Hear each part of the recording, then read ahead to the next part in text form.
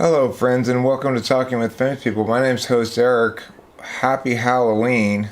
This is a very special episode of Talking with Famous People called an All Hallows Eve MBTI Spooktacular. So, it's pretty important. Like most things that I do, it's pretty important. It's not saying too much to say the fate of the free world rests upon this live stream, I don't think. I think that's a fair claim. Fair and reasonable claim. If you want to survive the next apocalypse, and they're happening now, it seems like every other day, you're going to need to watch this live stream, which will provide you all the knowledge you need to avoid zombies, vampires, werewolves, and other scary creatures that you might encounter on today, October 31st, also known as Halloween. Halloween.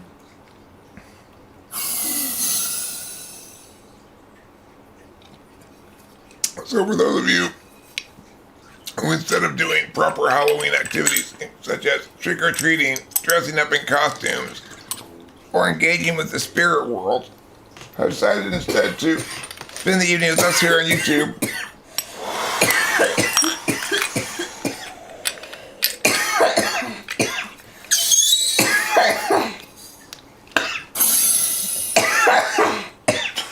Welcome. We do provide a legitimate alternative to the normal Halloween's activities. You see here we've got some 4th of July fireworks in the background. And this spooky spider, which can scare the pants off of you in place of either ghosts or witches.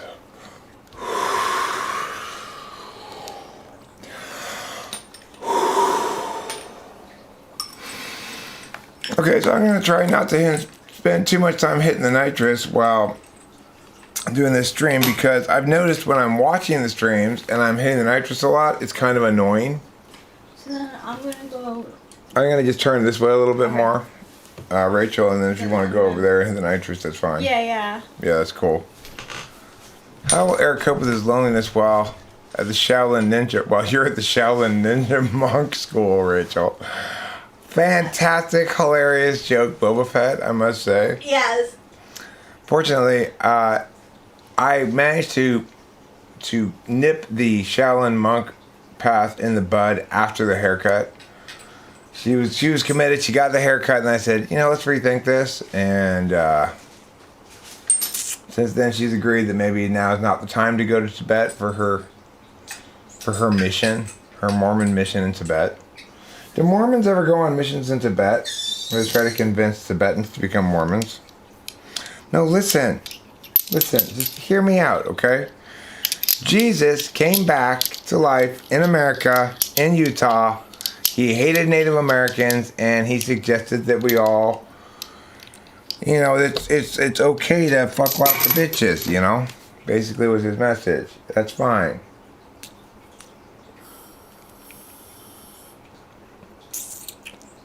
Joseph Grippy was a priest who died in 1926. He was born in 1881. And he's buried in the Sierra Madre Cemetery where we took these pictures. The Deutsch family, 1846 to 1920 and 1855 to 1924, and 1875 to 1914, these represent some of the earliest graves in the Sierra Madre Cemetery, because the earliest occupation of this area by people who had Christian burials and stuff was somewhere around 1860, 1870, somewhere in there. And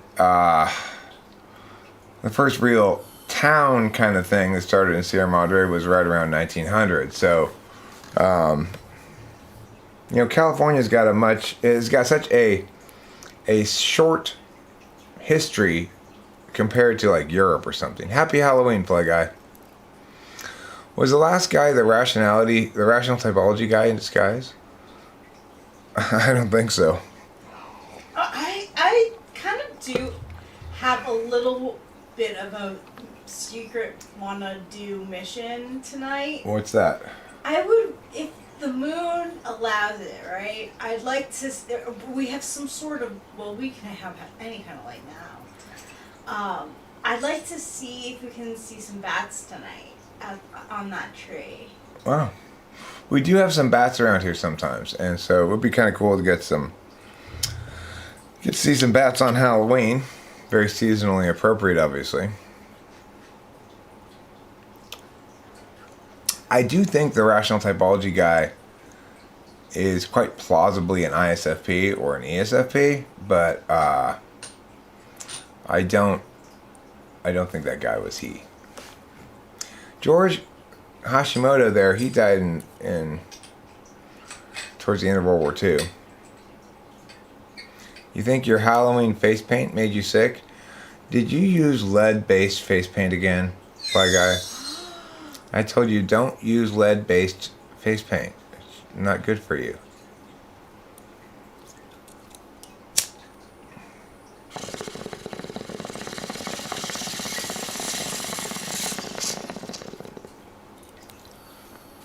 Addie McCollum here, 1880 to 1942.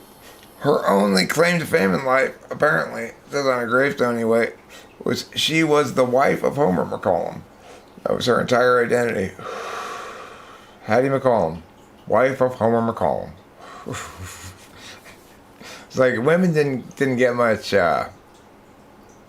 credit on gravestone. She was mother, at least. Alma Schnell was mother. Mother. Michael B. N says, hello, can I ask why did Rachel shave her hair? Well, we were giving ourselves haircuts, each of us giving our own haircut to ourselves rather than helping the other person, because that's just FE tool, FE third for you. And basically, she made a accidental runway. Yeah. And so then at that point, she had two choices. She could go new wave and shave it really tight, half her head with the other half long, or she can just shave it all. So she just shaved it all off. I think it's kind of neat, actually. I like to rub her head. It's soft. It's like fur, kind of like a short hair cat. Bonjour, Rye Guy. Salut, Fly Guy.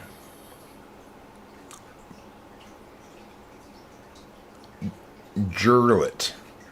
Jurlet is a word that combines the back side of each of those two words. As-salam wa alaikum. What does that mean? Can we have some salami with ale while we wait? Is that what that means?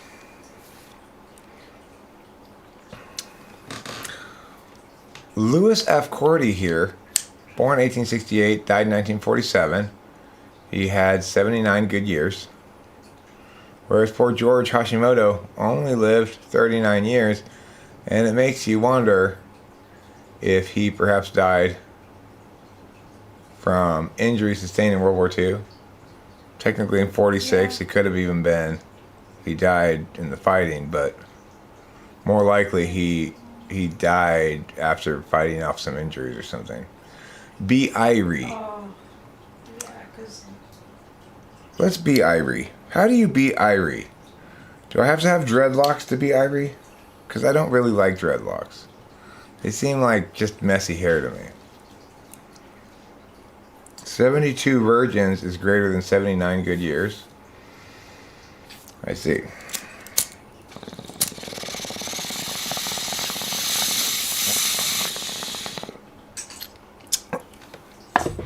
If you have in your employ 79 virgins, one of the advantages is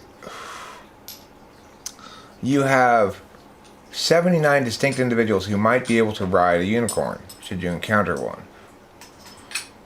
In other words, if the first lady that you try to put on the unicorn proves to just be a bad horse rider or whatever, you've got 78 more chances, which is good. And of course, tunicorns operate under the same principles, but under the water in the ocean. Like unicorns, however, tunicorns don't permit any non-virgins to ride upon them. Do you like my spooky background pictures that I've got going on here? Pretty spooky. sleep disorders and cognitive functions. Sleep disorders linked to bad SI in general. So if you're an SI Dom, you don't have any sleep disorder, no matter what. If you're an SI Tool, you do not have any sleep disorder, no matter what. If you are SI Fifth, you probably don't sleep super regularly, but you don't identify it as causing you any problems. If you are SI Fourth, you have issues with sleep in the sense that, well, I mean, and any Dom is somebody who has very short term peaks and valleys of energy, and so is likely to have trouble sticking to a regular sleeping schedule. SI 8th, I mean, people are most prickly about interference in their 8th. So the problem with the world, the way it is that it tends to demand a lot of regularity that is benefited or boosted by having SI somewhere other than, say, 8th. So an INFJ or an INTJ is going to be bothered by the way that a regular job seems to dictate to them when they need to go to bed and get up and stuff, right? An SI Dom going through trauma will likely turn to extroverted intuition. It's my belief that people in traumatic moments turn to their fourth slot function. And the reason they do that is because we're all walking around with a conscious awareness of the underusedness of our fourth slot function. So when I defined attention as a willful application of the conscious self towards a given matter, when I call it the cognitive function an intentional manner or way of paying attention, you might say, wait, hold on, Eric. That then means you really only can have a 4-function model because there are only 4 conscious functions, right?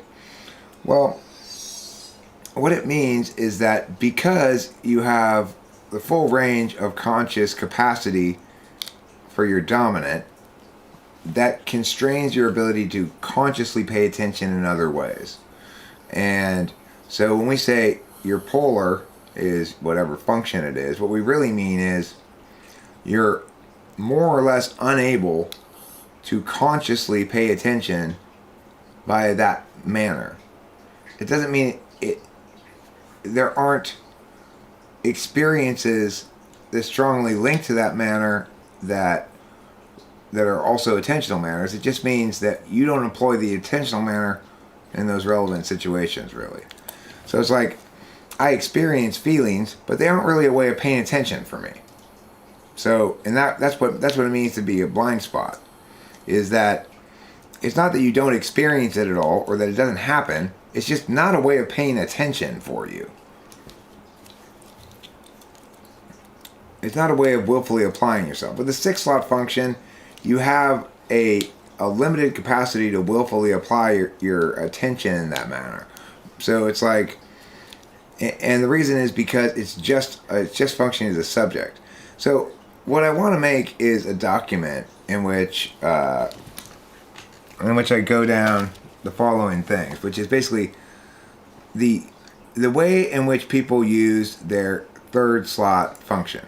And I'll demonstrate here. I'll bring up a little window with this thing I'm going to do here, and so you can see it too in a second. Alright, so we start off with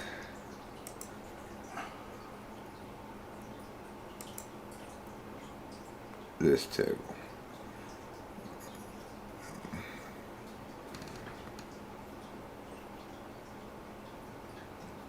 Alright, so I'm going to do it like this.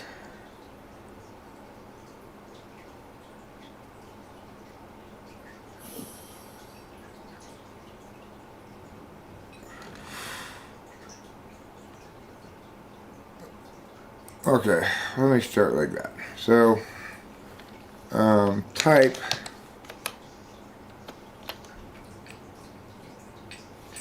first slot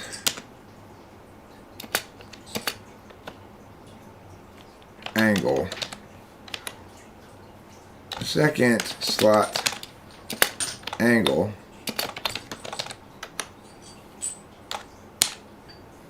third slot angle, third slot native. Alright, so let me bring this window up here so you can see what I'm doing. Alright, window capture. Window capture meow. Puts the meow in the meow. Then we're gonna go like so. Pew! And we're gonna go like so. Pew! And we're gonna go like so. Pew! And we're gonna go like whoa. Pew! Then we're gonna make it bigger. Like my penis when I become sexually aroused by Rachel's nudity.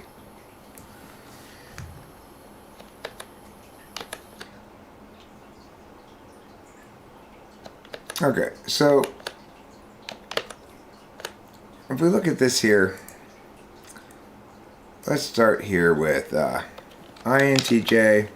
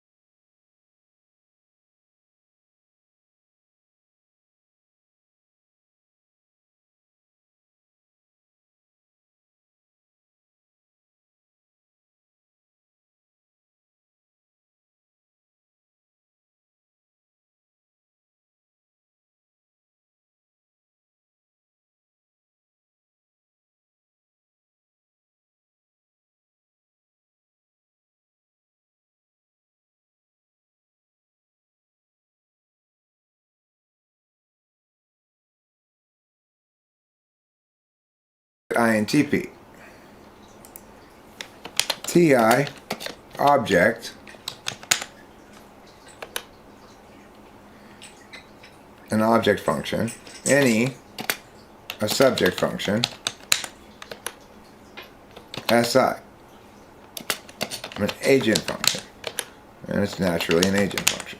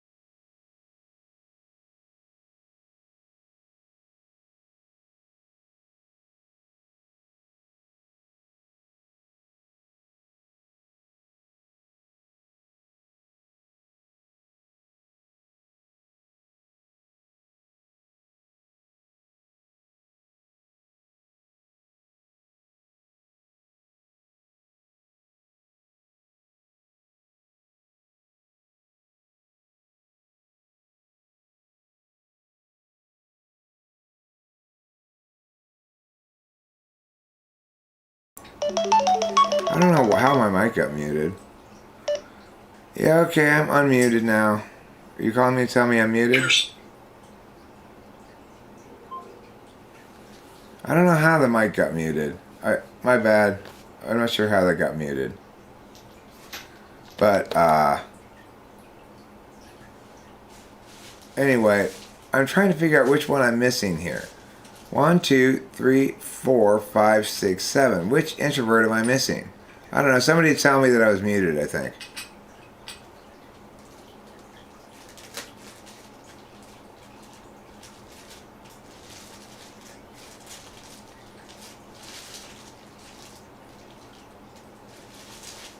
So obviously this has been muted for quite some time.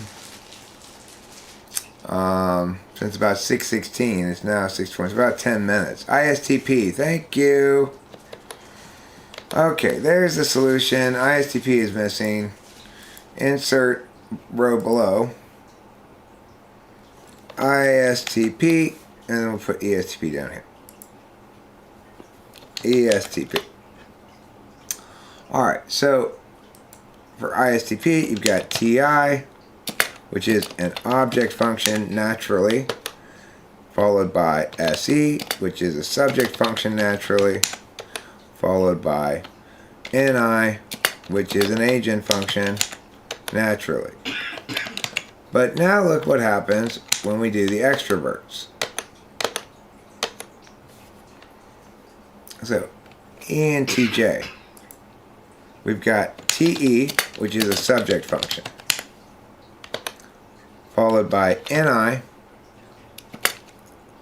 which is an agent function,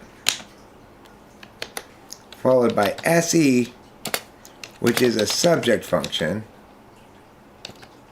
Followed by SE, which is naturally going to want to express as an object, but which is naturally a subject function. So with ENFJ, we've got FE, which is a subject function, because both the interface and the action functions are subject. Followed by NI, which is an agent function, followed by SE, which is an object function, which is playing the role of an object function here, even though it's naturally a subject function. Okay? ENTP. Any subject, but unlike ENTJ and ENFJ, TI object second, which means FE plays the role of an agent function for me, even though it's naturally a subject function. And ENFP is going to be the same thing, except just switch TI with FI and FE with TE. As per MIA and MIA. And then ESFP is going to be the same as ENFP, except switch NE with SE, and then ESTP is going to be the same as ENTP, except switch NE with SE,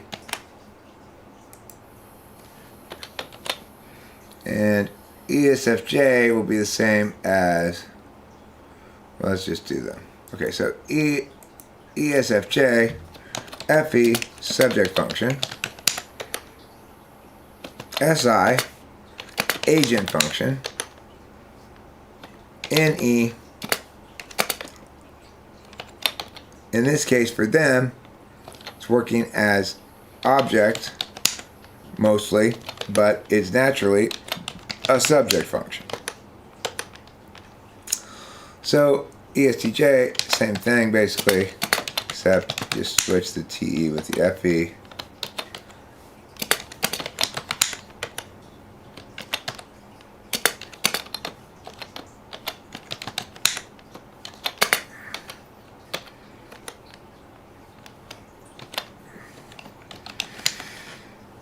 Alright, so in all of the extroverts, what you see is the third slot function is always naturally a subject function. But it's never playing out as a subject function first and foremost in the stack arrangement. So what this means is, like INFJ TI, people wonder, like I've noticed and we've talked about before, how third slot TI seems to play out as less successful than fourth slot TI sometimes.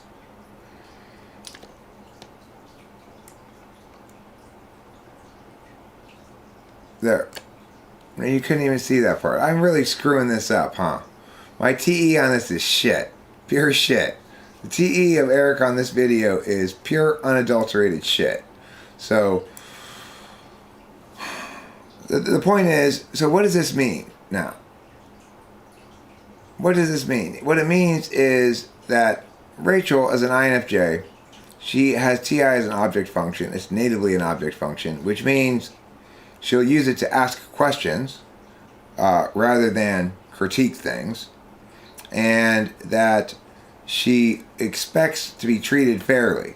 In other words, she expects things to be logical rather than impactfully fair, right? So she doesn't want something that's customized to her. She wants something that's the same as everybody else gets, right? So in that regard, her TI is acting as an object. Whereas for me, as an ENTP, my FE is primarily functioning in an unnatural capacity, which is to say, FE is normally a subject function, but for me, it's working more like an agent function. I know whether or not something plays well. If it doesn't, it makes me cringe and I want to avoid it and run away from it. If it plays well and it's me that's playing well on FE grounds, I enjoy knowing, I'm killing it here, right? But mostly it's something I'm using to know about things rather than to actually interface in the world. Sure, I do some subject FE. Oh my god, I really like that. That was really great. Good job. Kind of stuff is subject FE. I do plenty of object FE. I get to receive comments, positive comments and stuff, and I like that too. But ultimately, I kind of like that because it tells me that I can know myself to be cool, I guess. So these particular things here that I'm talking about it's not incredibly clear where all the distinctions lie for everything because of the fact, yes, selfish is a good descriptor for the third slot, because of the fact that something can, in theory, any of the attentional manners can be operant through any of those three angles, subject, agent, object, but some of them are more naturally designed to do one or the other. And yet there's also this inclination for your third slot function to fill in the missing angle. And whether or not it's naturally that missing angle, as in per introverts, or non-naturally that missing angle, as per extroverts, is going to determine somewhat how your third slot function expresses. So, like, for an ENTJ who's using SE as an object when it's supposed to be a subject thing. In other words, ENTJs, ENFJs both see SE as a reward thing that they're the recipient of, right? Like, instead of having impacts on the external world, they're having impacts on themselves, either running a marathon to accomplish something if you're an ENTJ, or, humping your way through Denver on a 7-day bender of craziness like an ENFJ. If you think about SE as an object, you could think about Epstein is somebody who really wanted to like self-pleasure with SE. So I self-pleasure with FE stuff, but it's also an agent function. So what does that mean? It means I make a lot of videos so that I can get a lot of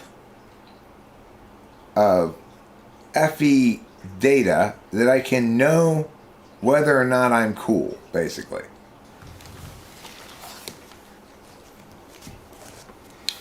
Isn't that interesting?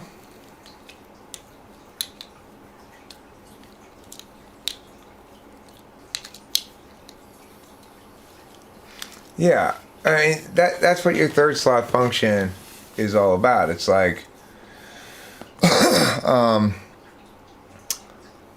what do you feel very gratified by? So an example for me is that when I went to talk to the city and tell my story about how the cop had pushed me with the butt of his gun and how I deserved money and how I deserved money because he was silencing my free speech, which in fact was impactful free speech, which is to say, prior to me beginning to shout, "Stop tasing him," nobody was saying anything. Everybody was standing around feeling uncomfortable. But it's like a rock slide. Once somebody knocks loose the group hesitation, then a lot of people started saying, "Stop tasing him, stop tasing him." So my free speech mattered. And the fact that the cop pushed me off of the curb with the butt of his gun had the impact of making me focus on that at that point, and I no longer was expressing myself as I should have been about the larger events. So in that instance, when I went down to the city, and what ended up happening is the guy who interviewed me was the lawyer for the guy who was being tased. Oh, he was an investigator hired by a liability lawyer who was trying to get a big payday off the guy who was being tased, who deserved to be paid because what happened was ridiculous. But regardless, that lawyer was, it's like, he's not a lawyer. He's an investigator who works for lawyers, who does these questionings, okay? So the experience of sitting there and answering his questions and being able to read him well enough to note, to recognize what was happening here. It was like, this guy sat down and interviewed 1,000 witnesses, trying to get affidavits from them, which is basically my recorded answers were an affidavit,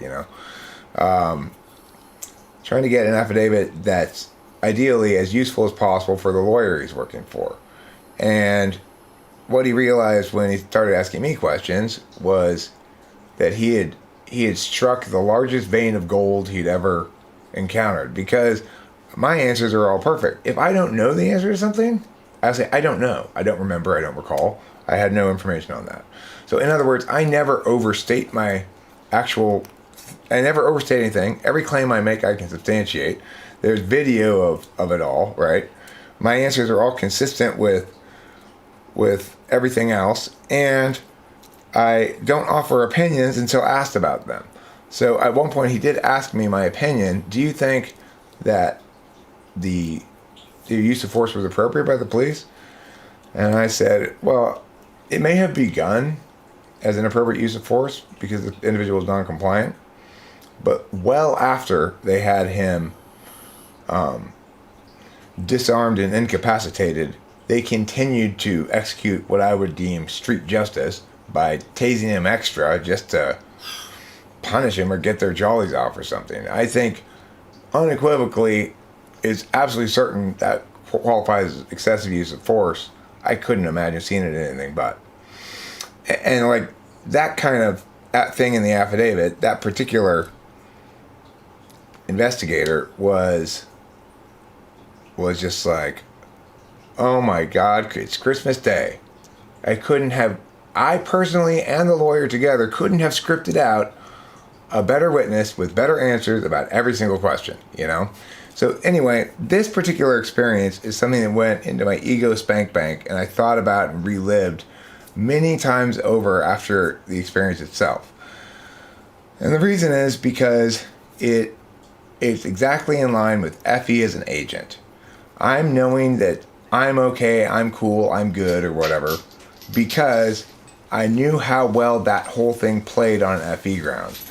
I know that all the people who were sitting on that meeting, from city attorneys to whatever, had never encountered somebody like me going in there and being so expansive, perfect, articulate, clear, not overclaimy, reasonable, and everything else in addressing these matters, you know?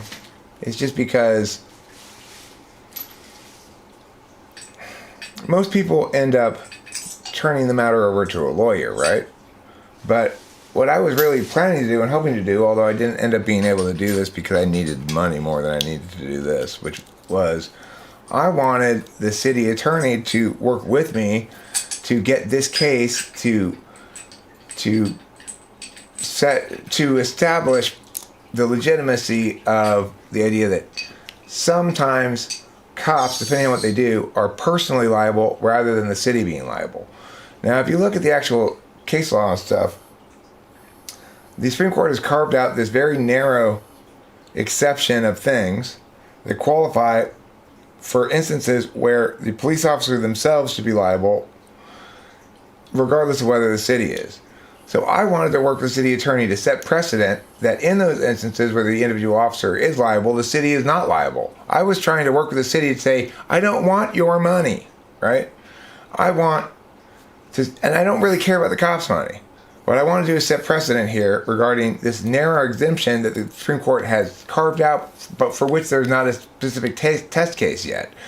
This is the perfect case. It's the perfect silver bullet, which is to say, it was a case in which my rights were violated, my expressly protected First Amendment rights as articulated in the Constitution directly, and as validated by the Supreme Court directly in decisions, was violated without me incurring any additional harms. So I didn't have any of my rights violated in the sense that I wasn't subject to physical harm or torture or anything like that, which might not fall under this narrow thing, right? Instead, I just was silenced in a totally legitimate exercise of free speech, in a totally appropriate forum for that free speech, and in a totally appropriate set of circumstances in which a good person would exercise that free speech.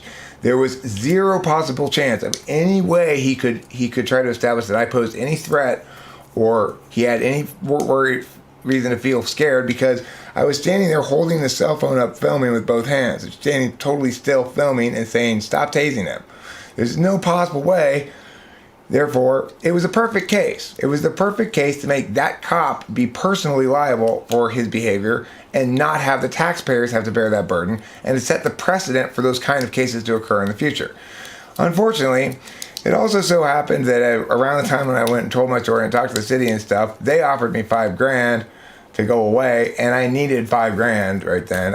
It was like you know how the heavens work sometimes. It's like at that moment, for a variety of reasons, I needed approximately $5,000, and I didn't know where I was going to get it from. And lo and behold, here comes the city. Well, how about we give you? 'Cause I was saying I want to sue the guy for $1,000, and they said, well, how about we give you $5,000 and you go away? And I said, okay, fine.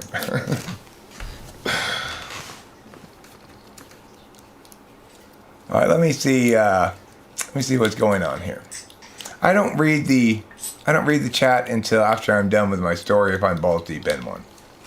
So I intentionally don't look at it, so I don't get interrupted if I feel like I'm balls deep in a story. If I'm not that deep in a story, then I might still look at it.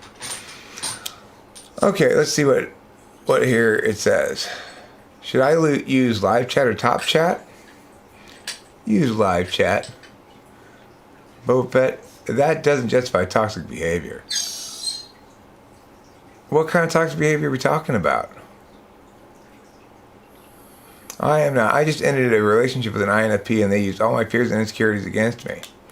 Well, in any relationship, your partner shouldn't use things against you.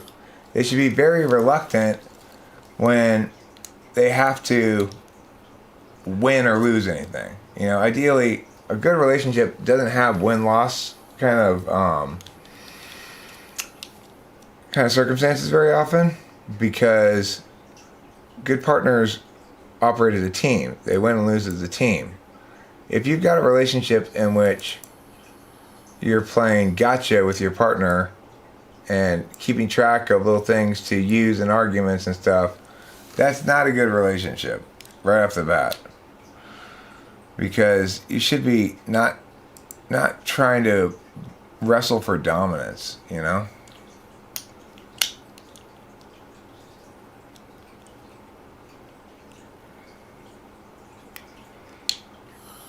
Hey, talking with famous people, says Hamza, I have a question for you. And I have an answer for you.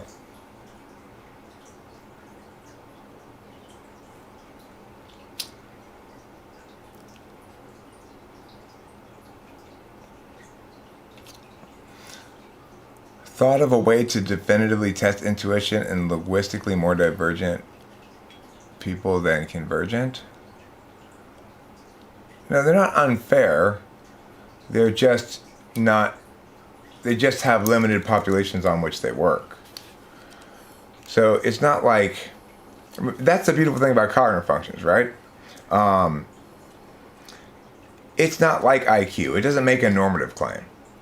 You can't score higher in personality type or lower in personality type. So it may be true that I'm less able to type people who don't have English as a first language. Although I will tell you this, in engaging with somebody like Aga, who does not have English as a first language, who is Polish as a first language, and who nevertheless, if you watch her typing, you can see a non-native speaker of English nevertheless kill it on all the extroverted intuition questions. Yes, there's a way to test TI. You test TI pretty directly by asking verbal reasoning questions. They can be syllogistic, they could be process of elimination, you could do missing generalizations, which is a form of syllogistic test. Any kind of logic. The genealogy questions I ask are a good way to test both TI and SI. So in other words, your very best people on genealogy questions are INTPs, because they can TI keep up real time with the moving around, and they can remember the whole thing as well. So they can go for a really long time and get it right.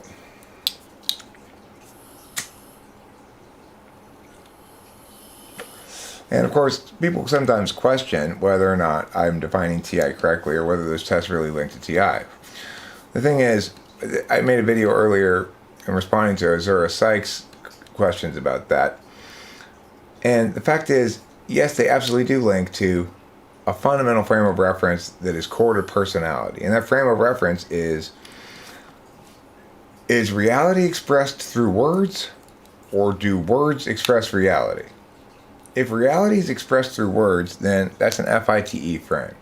If words express reality, then that's a TIFE frame.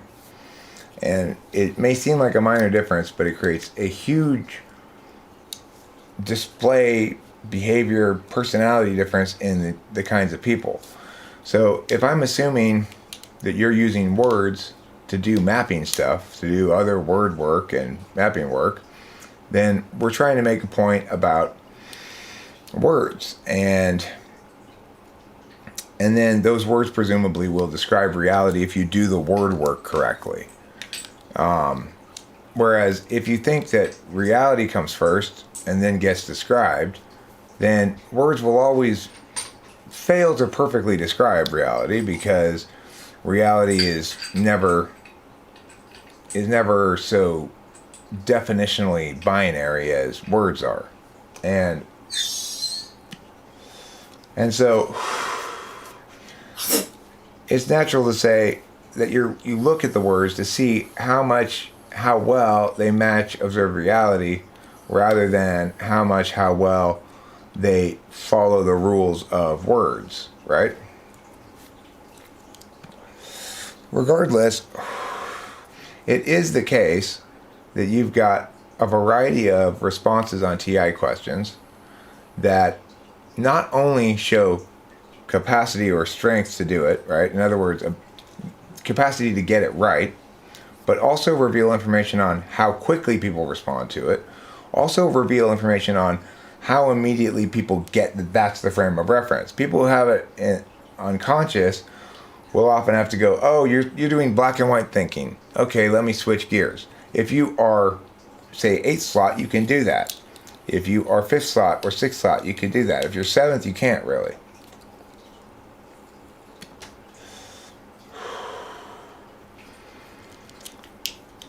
If you're any blind but bad at TI, that means you're ISFP. Michael BN. And the thing about TI in the 8th slot, 4th slot, 3rd slot, 6th slot even, and 5th slot even is there's a wide range of display. It's somewhere between polar and 1-2.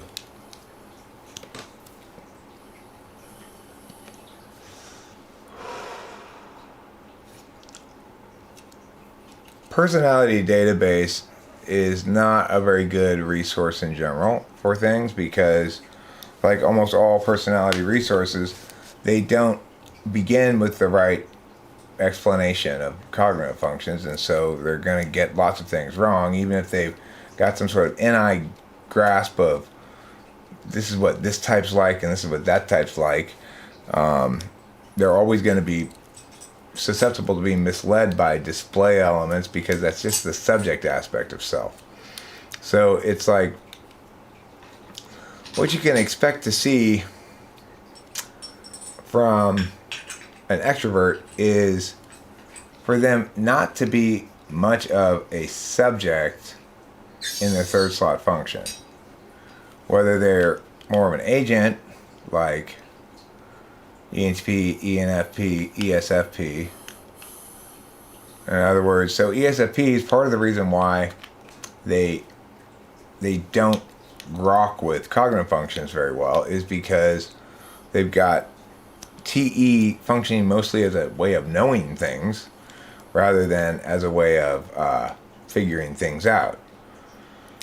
And naturally, when you've got NI operant as a secondary agent almost below TE of equal strength more or less to SI but playing different roles, then you've got this weird combination of wrong approaches for this kind of information, you know?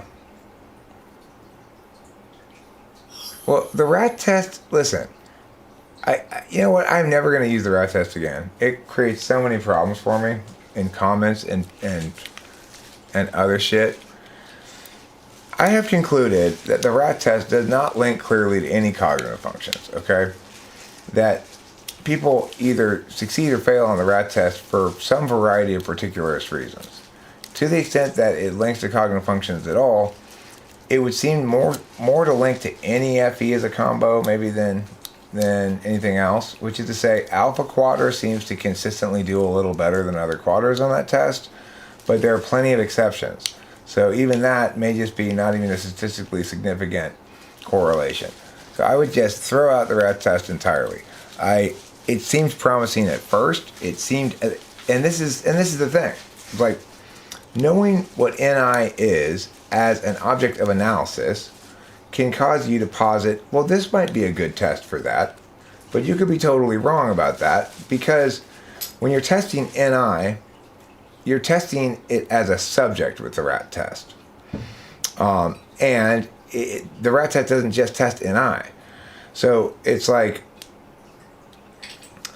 let's say I'm an ESFP and I'm doing really well on the rat test.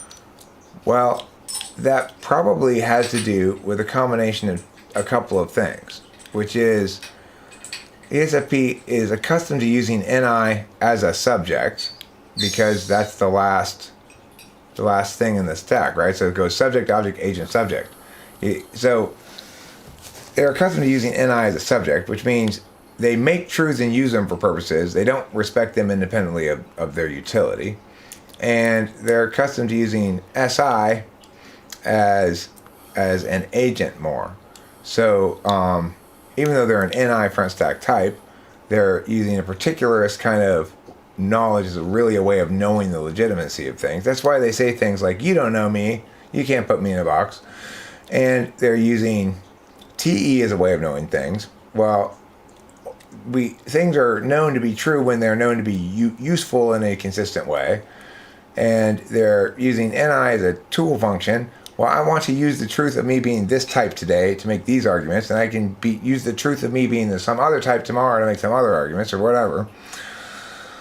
Or to use, or as a way of exercising 6-slot FE, which is always like, I will tell you how to perceive me.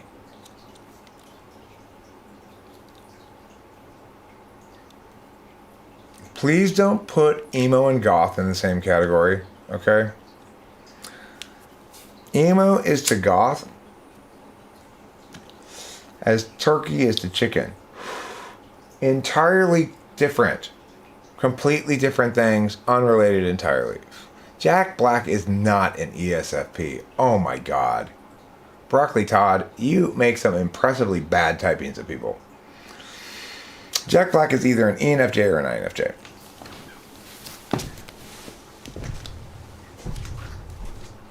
Just like Broccoli Todd's mom's face is either a vagina or an anus. Take that, Broccoli Todd. What do you think of that? I slammed you, huh? I slammed you and your mom's face. You feel bad now, huh? I hurt your feelings. That's because I'm a bully. I am bullying you by hurting your feelings. I mean, what makes you think that? Like, what reason do you have to believe that? I'm basing my conclusions on his work product. What are you basing your conclusions on?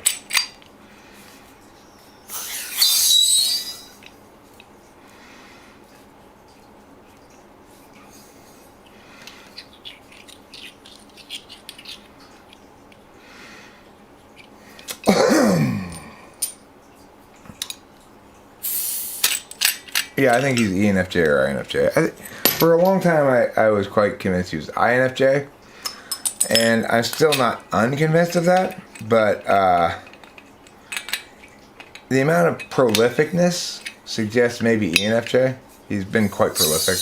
I mean, that's more likely to occur with an ENFJ than an INFJ. Another example, ENFJ is really prolific, is Billy Joel. Same with Billy Joe of Green Day, another, I believe, ENFJ.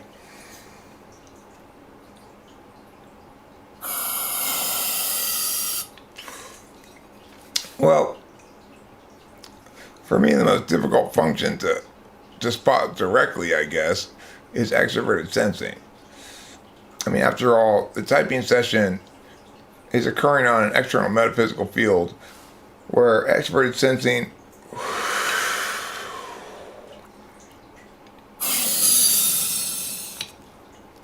doesn't really naturally display.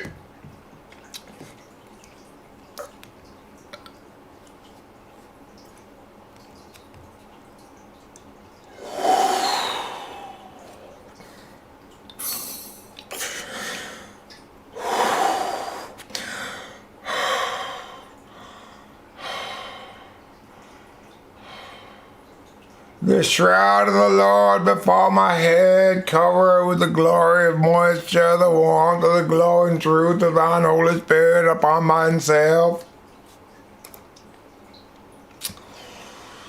Rachel, be a lamb, please. Will you please be a lamb and toss me another one of those nitrous thingies? Sure thing. When the atmosphere of a planet comprises nothing but nitrogen combined with 2 oxygen atoms, creating molecules of NO2, and these NO2 molecules fly around the atmosphere and infuse the bodies of those who live there with their nourishing gaseous ways, then it is the case that you are living on a happy planet. A planet where doing whippets is just a daily wake up and breathe routine.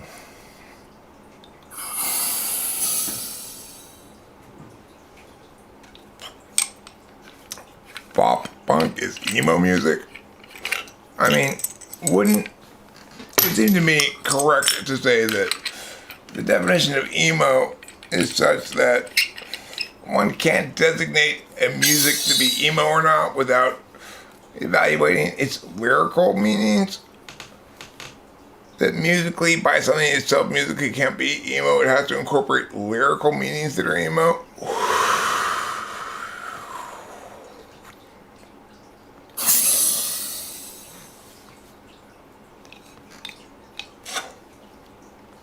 Fly Guy, I hereby afford you 5 points for the answer. You are confusing emo with Midwestern emo, which, by virtue of its nuanced hilarity, infuses upon us a nuanced hilarity that is infused with the hilarity of nuance.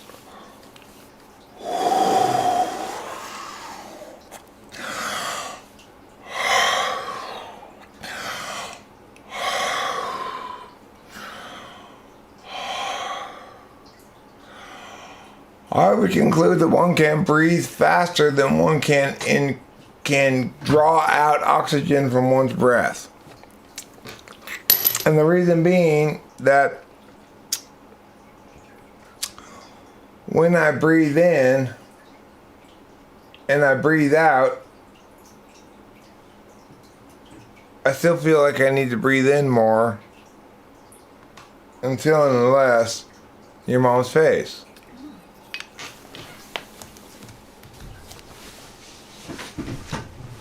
Okay, Fly Guy, listen. In typical 8-slot fashion, you were attempting to invalidate the originality of my NE. And I would say this is what you can expect from 8-slot people. 8-slot people will attempt to invalidate instances of their 8th slot by other people when those instances, as they see it, are excessive. So, what Fly Guy has attempted to do, this is not the first time you've done it, it's the first time I've noted it. Okay, noted it out loud because I observed it a few times and thought about it a bit. Fly Guy wants to invalidate the originality of my whole thing, my jokes, my whatever, by pointing out the similarity of them to something that already exists.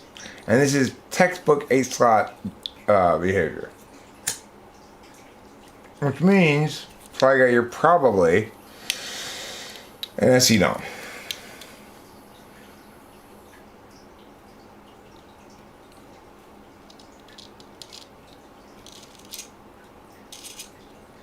I don't think that SE is expressed through physical experience. I do think that it's the case that ESTPs with FE third, I think that they are more attentive to the physicalities of FE than FE third and ENTPs. But other than that, I think that like how you look has more to do with FE than SE. Well, thanks, Fly Guy. I especially appreciate that last bit. Very good music. I am working my way to great. Let me tell you. You are great. Thanks, darling. You're welcome. You're my girlfriend, so you have to say that.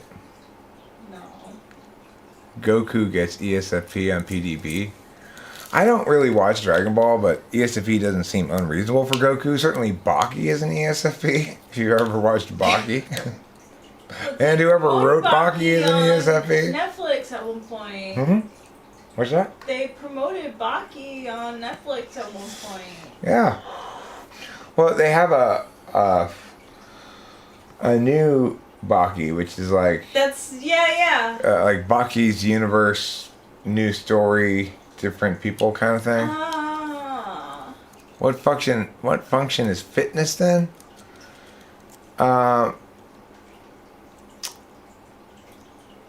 It's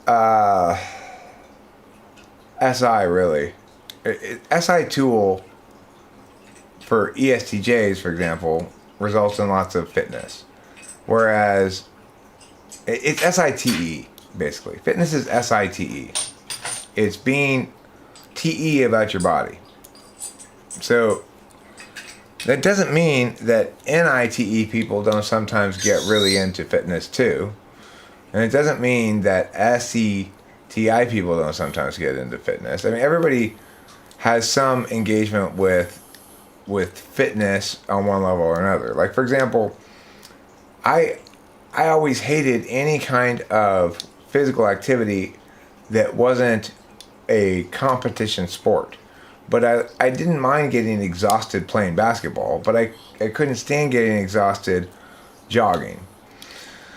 So that tells you that part of my ability to engage meaningfully with SE stuff, well, extroverted sensing is about, and its most basic level, it's attention to the external world as it actually is right now.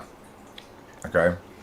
So if you wanted to, now, you can't really conceive of extroverted sensing without NI, okay? Well, that's true, Fly Guy. An ENTJ does have obvious SE, but it wouldn't be obvious in your words for the reason shown in this chart here. See, ENTJ uses SE as an object, and so that wouldn't reflect as 8th slot NE. It would reflect as 6th slot NE. So instead of saying things like Naruto takes inspiration from DBZ, which may or may not be true, which, let's say it is true. I mean, I'm sure it is true. That's an example of basically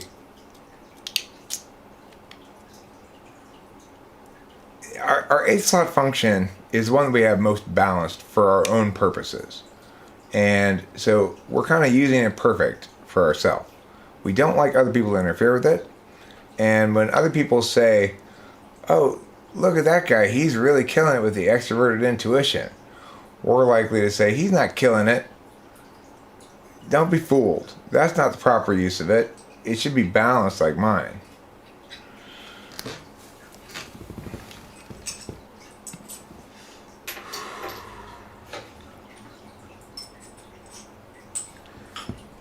I especially like team competition sports. So, like, if I were playing tennis and let's say I were ahead I was ahead, I don't have much killer spirit, you know. I don't have much drive to finish it and stomp on their neck and call it a match. But if I'm playing on a team, then I do, because it's more of a, I don't want to somebody to go like, God damn it, Eric, you fucked up, you know.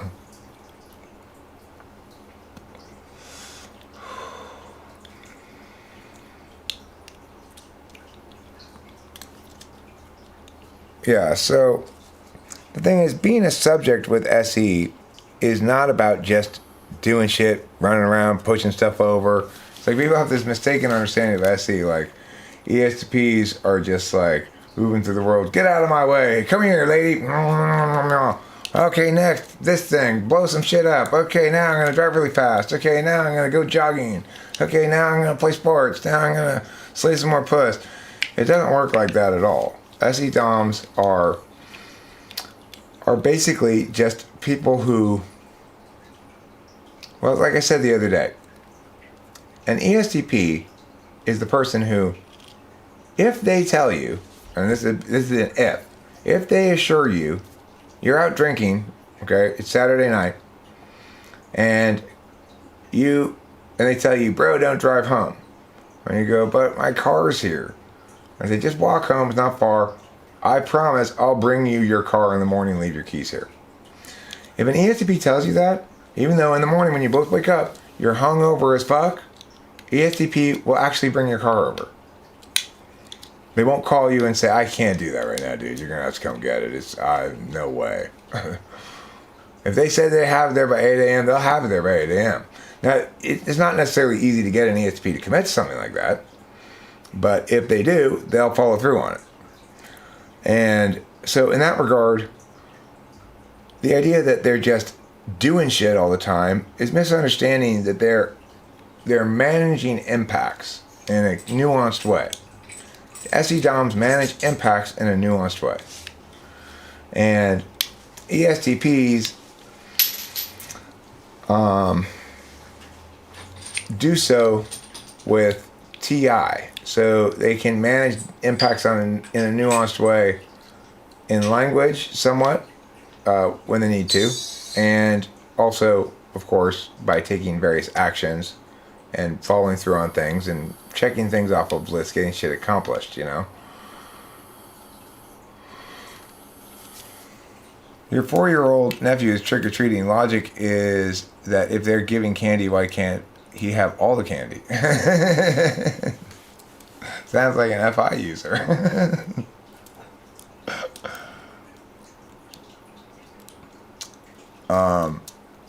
So it's like, I've noticed my daughter is incredibly reliable about things she says she's going to do or whatever. You know, when I say, okay, well, we've got this dinner on this day at this time, I'll typically call her to remind her, because I would want to be reminded. But she almost never needed a reminder. She was, yeah, I know. Or she'll call me beforehand saying, I'm running 5 minutes late or something. Also, there's this quality of, that I've talked to her about, where she likes to, if she's feeling stressed out or something, she likes to go drive around and do things, like complete errands or whatever, or just get out of the house, do things. If I'm feeling meh, I like to go lie down and I need to just rest or take a bath or something. Now, I would note that ISFPs have an unusual relationship with extroverted sensing, as indicated in my recent video titled, If I'm ISFP, is this SE? Or something like that. But like, my dad was a very regular exerciser, but it was for body maintenance. It wasn't to get bodybuilding aesthetics at all. All through my childhood and teenagehood and stuff, he had his, and to this day, he has his exercise regimen, and he will lift barbells to this day. He's 80-something years old, okay? And he used to go jogging. He doesn't do that anymore. He used to ride his bike a lot. He doesn't do that anymore. But he still does these sort of semi-push-ups against the railing on the steps over here. He pushes it towards the cement so it doesn't cause any problem with the railing, of course. It doesn't put any pressure on the railing.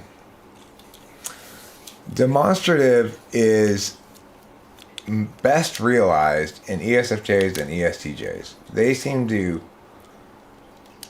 to really thrive in their demonstrative functions. Like, in other words, they maximally attain good outcomes for themselves with their demonstrative functions. Whereas I definitely don't.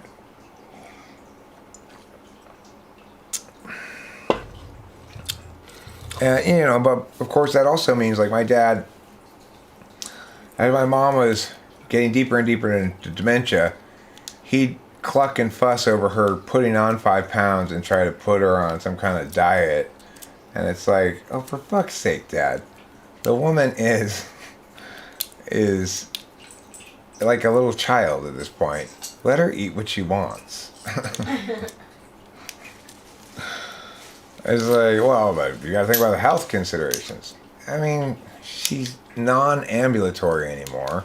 She's barely verbal, and she's gonna gain some weight regardless. Why don't we think, instead of longevity of life, why don't we think about quality of life? What about using ice? Using ice for what? Cooling my drinks? I think that's a good usage for ice. It is. Sometimes when I have a warm drink and I want to cool it down, I will put ice in that drink and it'll cool it down. It's okay, Vicky S7X. This has been a long, slow process. It's a very slow boil when you're dealing with a parent who has dementia, and she started displaying symptoms of dementia a good 10, 15 years ago, but it's only within the last couple of years that she's become non-communicative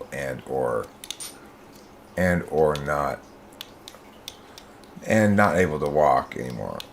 So, and we think she had a little stroke at some point. But the thing is, I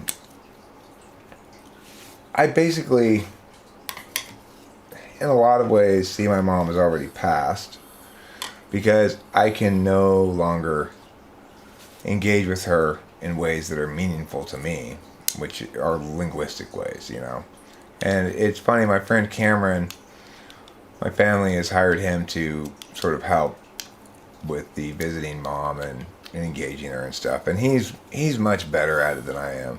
And it's because he's not concerned about the larger meanings, right? It's like, for me, the larger meaning is whatever it is I do, she's going to forget about it right away. Or she's not going to really get anything out of it if it's like words or, it's like, what's the point, right? But from somebody who's an SI Dom, the point is she's continuing to experience herself every day, all day, for the rest of her life.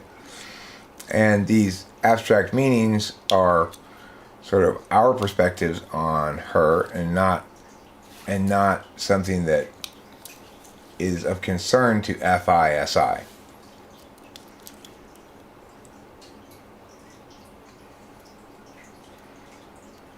Yeah, Chris M., my mom is probably gonna live longer than most dementia patients do. She's always been incredibly healthy, and since we moved her into the nursing home, she really seems to have plateaued, and she's just right where she was when we dropped her off. Maybe even a little bit better, because she's gotten more accustomed to the psych drugs she's on. They had to put her on like benzos because she started getting aggressive. Yeah, there is definitely morbidity in my life. Like, there's morbid shit going on, and I sail through it mostly blessedly unencumbered by it, and yet periodically I think about it, and it causes me to be confused more than anything else. Confused, because I'm bipolar. But, my dad's aging, he's 84. My mom's in a nursing home, dementia, non-ambulatory, non-communicative, 84. My cousin Julie, for this is during this ordeal that's stretched on now for approximately 2 years, 2 and a couple months years. It began shortly after Rachel and I started dating, and my dad came out one day and said, Julie's went to the doctor and she has melanoma. And I don't think either Rachel or I thought much about it, but it has turned into brain cancer. And in fact, there was a big discussion recently about whether in the family over there in Virginia where they are, about whether or not she should get this brain surgery or just continue with the chemo. They think they can't save her. They can't potentially get rid of this part of the cancer without surgery, but the surgery is going to impact who she is. It's like they're going to take out little pieces of her brain, and that's going to make her not really Julie anymore, So she elected to go ahead with the surgery anyway, and I don't think it's going to save her life. I don't think anybody thinks it is going to save her life. It might just prolong it a little while. But she's an ESFP, and she's that's it by O, you know. I believe it. That settles it. So it's depressing. She's my age, although a couple years older, and I feel grateful that I'm not her. I'm not suffering from those things. My uncle Lonnie, who's her dad, is also very, very old and sick, but has been plugging on, carrying on for years now with a variety of health problems. Go in the hospital, come back out. Go in the hospital, come back out. Same with my dad's good friend Richard, whom he visits, whom he sees fairly often, and Richard's about the same age as my dad and still trying to work as like he works like as a investment banking guy or something. I don't know. They're pretty rich, but he's got cardio issues, he's got heart problems and stuff, and so what's been going on in general in my life for the last 6 months, a year, maybe even a little longer than that, maybe 2 years, is basically there's this group of my mom, Richard, Lonnie, Julie, and more or less we're waiting for one of them to die is kind of what's going on. Like there's this stage in my life that's happening right now where I'm here at my dad's house, and it's in some sense I've already lost my mom. It's kind of like between losing my mom and my dad. It's this last gasp of man-child status, because when my dad does pass, of course, I'm going to have to be responsible for everything. I'm going to have to manage I have to be the patriarch. You know, my dad's the patriarch of a small family that includes me, Delilah, Rachel, him, my mom. Really, that's it. You know, he's got his sister and Evan, Lonnie, and my cousin Julie and my cousin Brian. But those are not immediate family members, and he feels no particular responsibility for them or whatever, you know.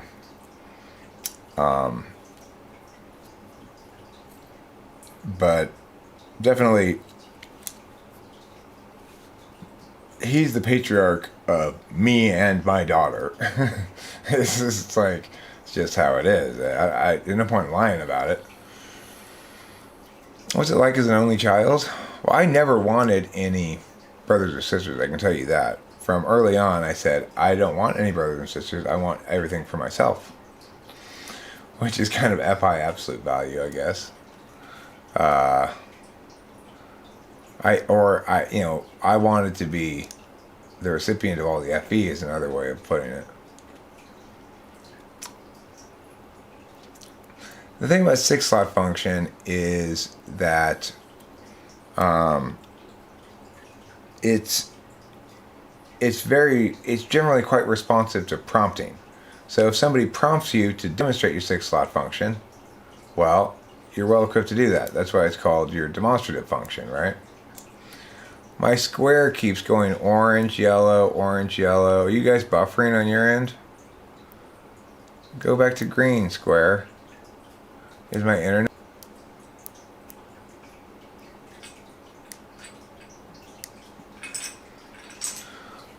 Michael Bean says, Fly Guy, oh, that explains why when I began working out, I researched the proper way of doing the exercises first before just doing it with bad form.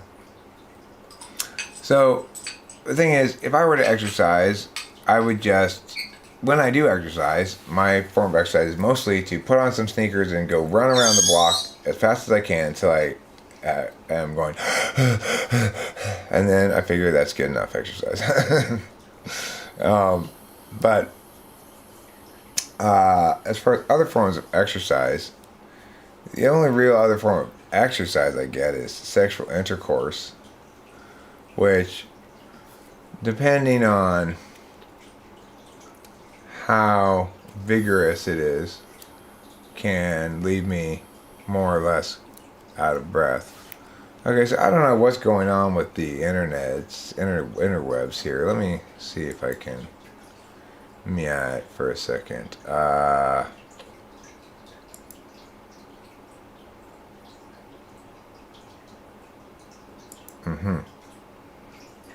This might help. Let's see.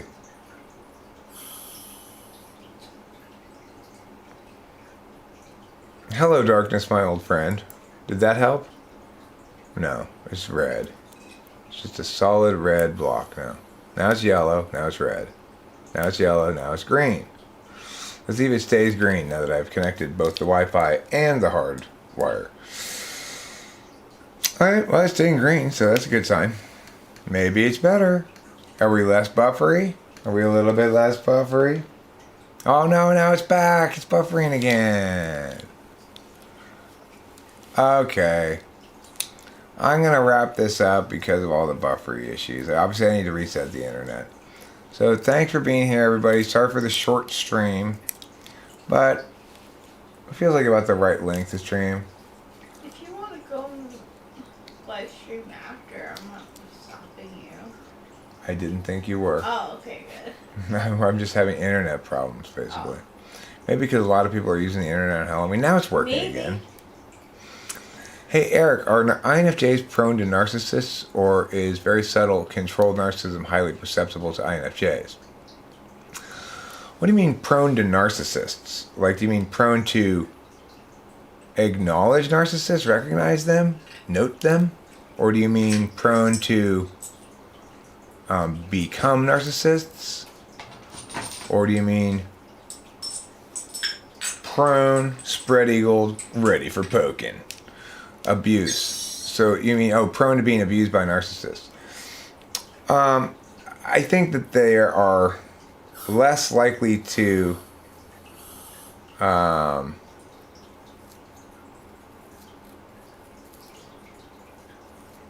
stay in such a relationship than some other types. I think they're susceptible to getting with people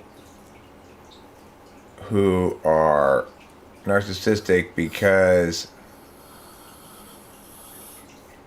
they're used to intuiting things about people, which means they intuit conclusions about people before they really have enough experience to be clear on the intuition, which is why their INFJs are very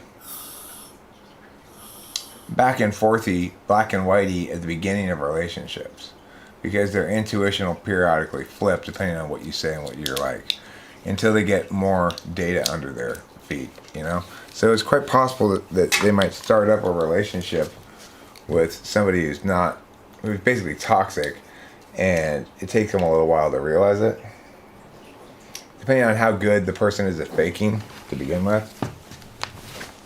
Like, Rachel was with a BPD guy. Like,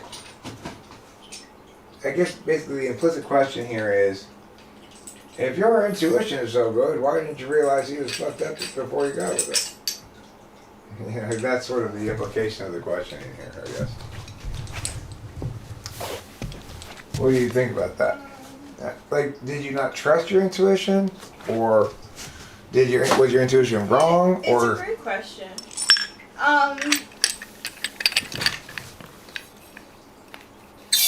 No, my intuition was right. But you didn't really trust it. You Yeah, thought you got to give him a chance first, or something like that. Yeah. Well, you know what's... No, I don't trust my intuition enough. That's my problem, and that's a personal problem. And I wouldn't, like, it really is. Because a friend of mine told me the story of how a mutual friend tried to get us to dance at the 8th grade dance, and I didn't want to dance with him. And so something, I guess, even at that point, was kind of telling me, like, no.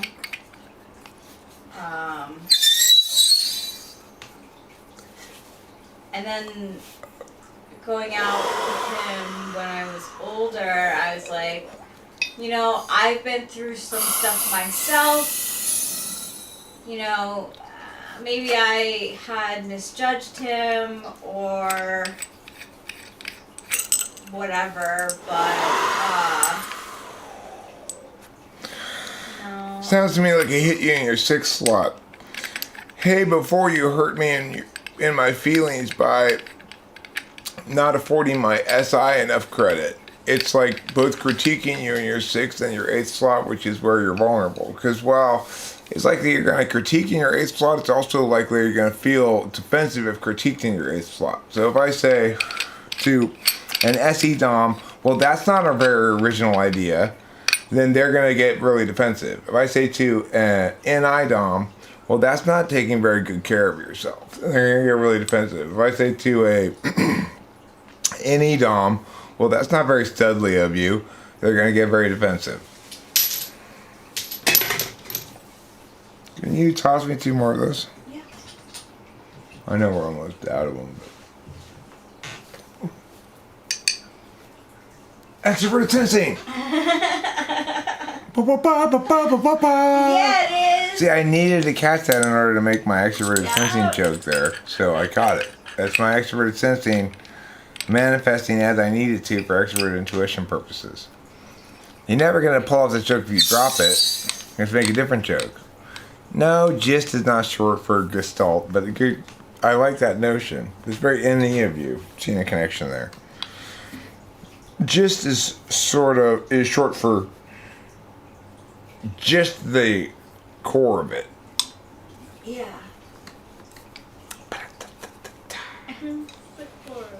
Just isn't just, Eric. Gosh. You're a catcher? Okay, so.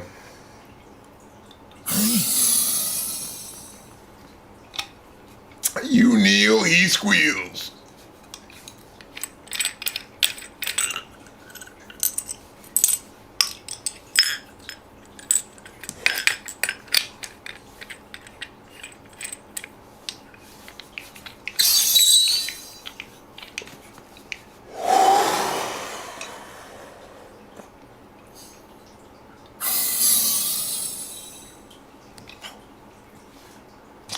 The well of NETI never run dry unless you want reasons that are SCFI. What? What? Am I a fan of the perk?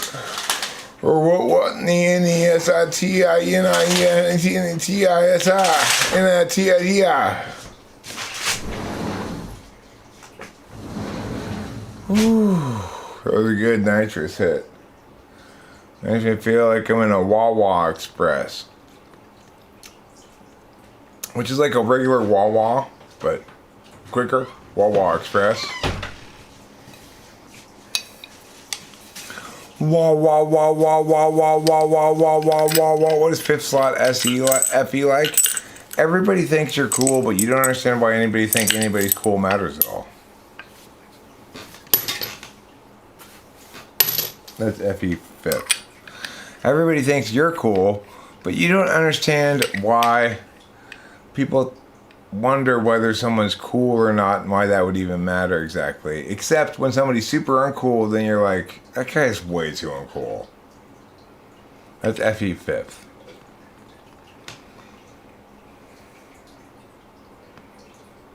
Lolly-loo-lilo. Lolly-loo-lilo is a good point. That's not something I'd really considered before, and it's an important point. I'm not going to deny that. You know what, Rachel? Yeah. If we feel so inclined, I have enough cash left in my wallet. We don't have to go by the ATM again. We could go get another box of nitrous. Okay. If we wanted to. That's a great Halloween treat. It seems like a good Halloween treat, right? On All Hallows Eves, you're supposed to get tricks or treats. We've already had the trick, which was the internet briefly was being wonky. Next up would naturally be the treat. And since 1 box of Whippets is normal per day for us, to be a treat, we'd have to get a 2nd box of Whippets. Now, I did mention earlier, I don't like driving particularly between, say, 6 6 p.m. and 10 p.m. on Halloween, because there's a lot of very small pedestrians who are potentially encumbered by their masks and can't see things well, and who are additionally children and therefore not quite so wise in the ways of street walking as adults are. And of course, there's the reality that the worst possible scenario of all for driving is that you run over a kid. It's like the worst thing you could possibly do, you know?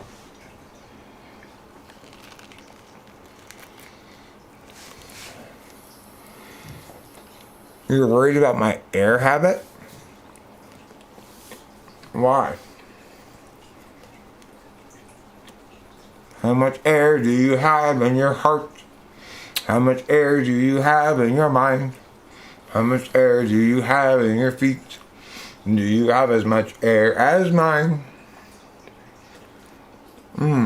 This is a steak sandwich that I just made with one piece of bread and some steak.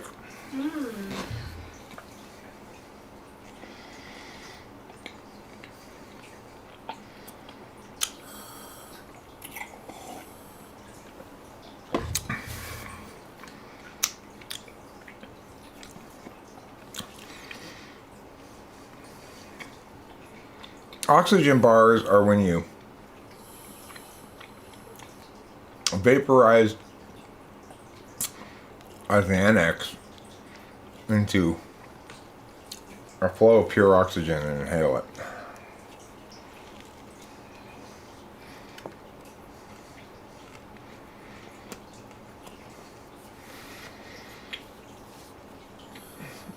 I was voted sexiest air molecule 5 years running.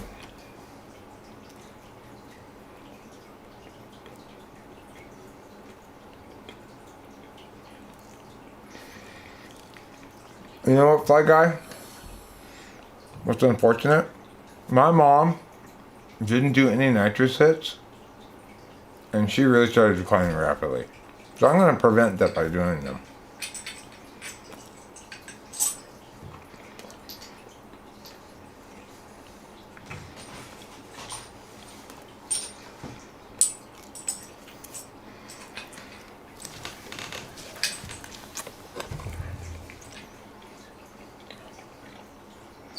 Hold on a second. Since this is such a slow eat, I'll put on some intermission music for you.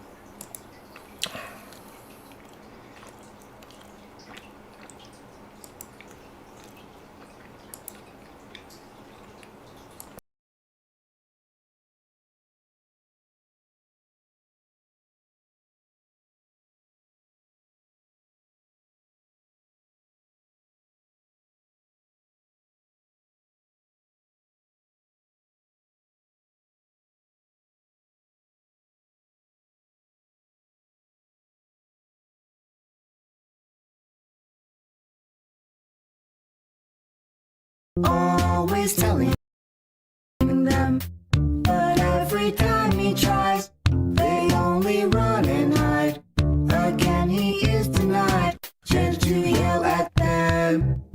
So now he's Gregory in disguise, hands in his pockets. Now he's walking down the drive, averts his eyes. He doesn't want you guys to realize that he's Gregory in disguise, hands in his pockets. Now he's walking down the drive, averts his eyes. He doesn't want you guys to realize that bridge brings a new approach. Sneakily he'll try to encroach up on the guilty, then he'll finally get his chance to yell at them. He's Gregory in disguise, hands in his pockets. Now he's walking down the drive, averts his eyes. He doesn't want you guys to realize he's Gregory in in disguise, hands in his pockets. Now he's walking down the drive. Averts his eyes. Doesn't want you guys to realize that He's Gregory in disguise. He hates the lies, wants to confront the men, always telling them. But every time he tries, they only run and hide. Again he is denied, chance to yell at them. he's Gregory in disguise, hands in his pockets. Now he's walking down the drive. Averts his eyes. Doesn't want you guys to realize he's Gregory in disguise, hands in his pockets. Now he's walking down the drive. Averts his eyes. Doesn't want you guys to realize he's Gregory in disguise, hands in his pockets. Now he's walking down the drive. Averts his eyes. Doesn't want you guys to realize he's Gregory in disguise, hands in his pockets. Now he's walking down the drive. He's Gregory. It's a very cloudy day in Los Angeles. And today we run out of time. Struggles past, troubles still to come. The day is nearly done. Could someone buy us some more time?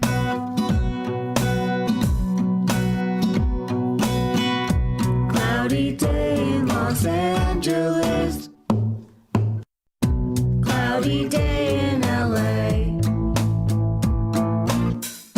I'm no sort of evangelist, but I have something to say. It's a very rainy day in Los Angeles. And today we hope for more time. Struggles past, troubles still to come. The day is nearly done. Could someone buy us some more time?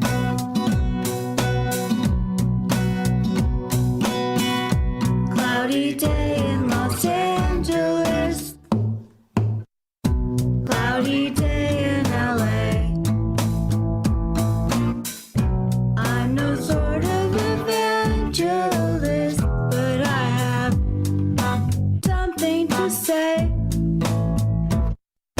Life can strangely be forgiving to those who stay awake all night, and mostly voices say to give in and try to sap your will to fight. Whether I'm supposed to be here or just be soon forgotten noise, it's sort of based on what I see here and also on what I avoid. It's a very cloudy day in Los Angeles. And today we run out of time. Struggles past, troubles still to come. The day is nearly done. Someone buy us some more time.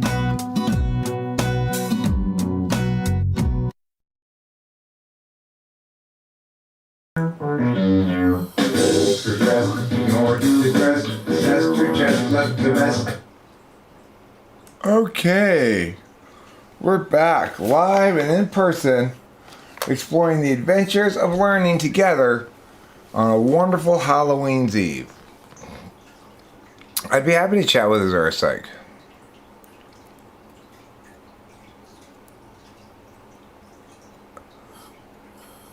Isn't it where you insult a person thinking you're giving a really good compliment? What's that, a backhanded compliment? A backhanded compliment is that, but I don't think that's what Fly Guy is talking about, really.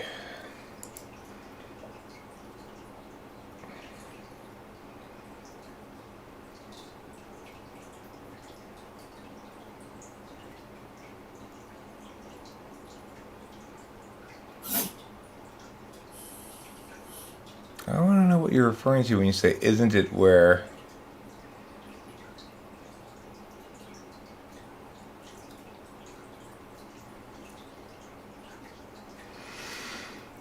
Broccoli Todd says, I am the greatest at typing, perhaps the greatest in your generation.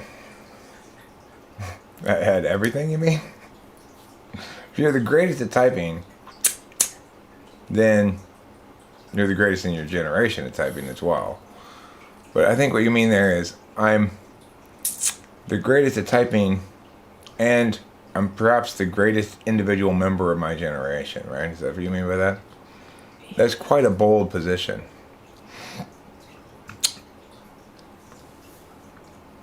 I do claim to be the greatest at typing, but I don't claim to be the greatest single individual of my generation. So I appreciate your willingness to lay it all out there in the boldness of seizing as much ground as you can there. What's PFP stand for?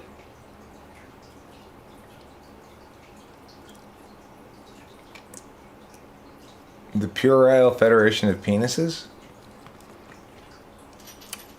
What's PFP?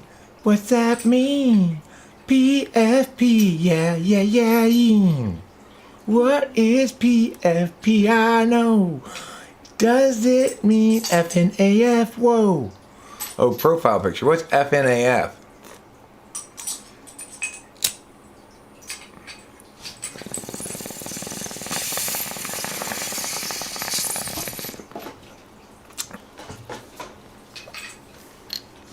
Papa, Foxtrot, Papa. I'm pretty sure the military word for P isn't Papa. I think it might be potato. Or putrid. Your pubic bone is putrid. I am tired of the putrescence of your putrid pubis. Can you please complete puberty and sit in a pew at church so that we may begin puny pewter making? Those are words that begin with the sound pew. There's not an infinite number of words that begin with the sound pew, but there's more than you'd think. There's pew, there's putrescence, putrid, puberty, pubis, pubic, pupil,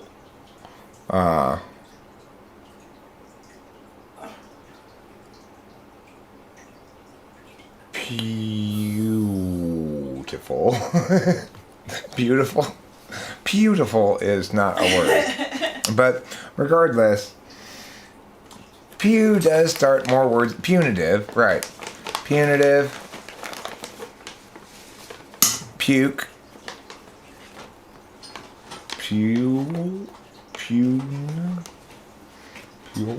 Pulitzer Prize. Pulitzer Prize. There's a pew word that you don't think of very often. Hey, I won the Pulitzer Prize. No.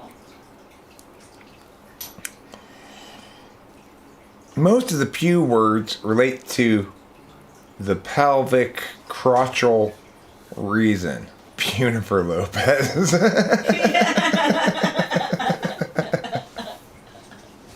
Punic. The Punic Wars. I believe Punifer Lopez was one of the main generals in the Punic Wars, actually. Yeah, me too. Punifer Lopez. Putz doesn't start with pew. Putz starts with putz. With put. Pistachio also doesn't start with pew. Okay? It's not pistachio. I'm going to eat some pistachios. Pistachio. TIE fighters do go pew pew pew. Pewter. Yeah, we got pewter already. Putrefy. Puny. Pupa. Good one, Oliver. That's a new one that we hadn't had yet. Pupa. Yes. The puny pupa punitively pewtered my pubis. Pusy's not a word, is it? Pusy? Puma is not pew, it's poo.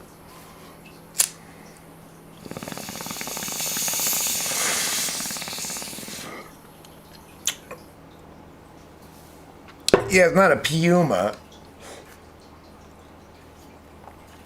Yuma, Arizona would be a word that started with pew if Yuma, Arizona had a P in front of it. Then it'd be Puma, Arizona. I don't think Elsie is trolling. I think Elise, I mean. Why do we keep calling Elise Elsie?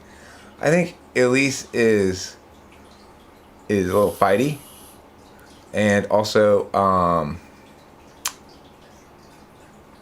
has strong positions on various things, is what I've gleaned. I don't think she's trolling.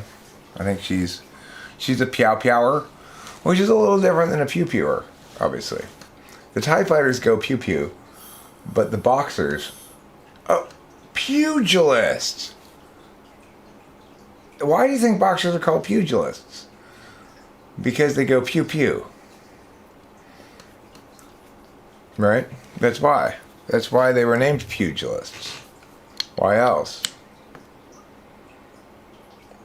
Here's a word I used earlier today that I haven't used in a really long time. I was happy to use it again. Puget Sound. Puget Sound, of course. Oh my gosh, that's one of my favorite pews. Oh, I almost forgot about it. Too. Thank you, Oliver Lionhand. Thank you. Puny, we've already got puny. We got most of the pew words now. You're gonna have to dig deep like Oliver Lionhand for a Puget Sound or something else weird, you know. I was thinking about Peugeot is not a pew. Peugeot is a poo. Oh. Peugeot is a poo and not a pew. I think we can all agree on that.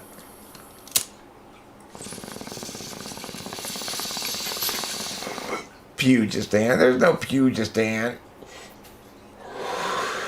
Is there? Is there a country called Pugistan? I don't think so. Not that I know of.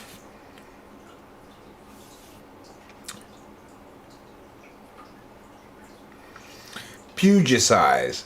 To pugicize is to turn someone into a pugilist. Yeah, we got pugilist. Yeah, I got that one a little bit ago.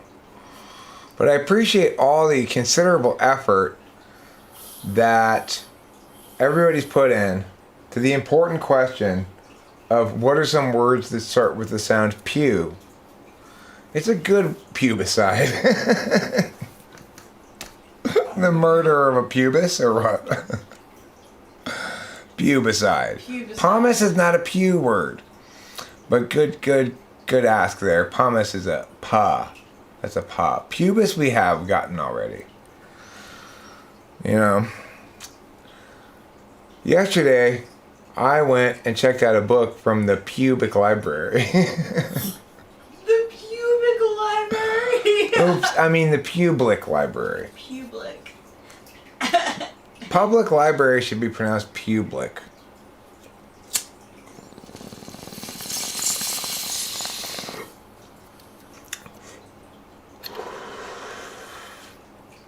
See, adult bookstores should be called pubic libraries. And regular libraries should be called pubic libraries. Is that the same? I mean, public libraries. You have to add the L. That's the key difference. Punic, somebody got Punic already. But, I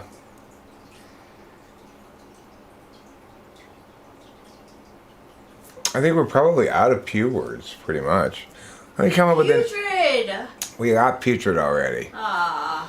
We got putrid, pewter, punic. We got all those. We got pubis, puberty, pewter, pew, punitive, putrescence, pugilist, Puget Sound.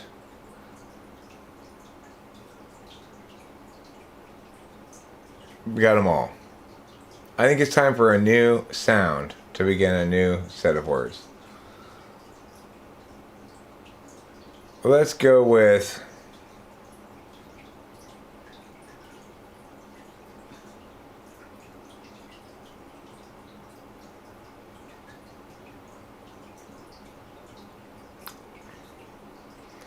how about,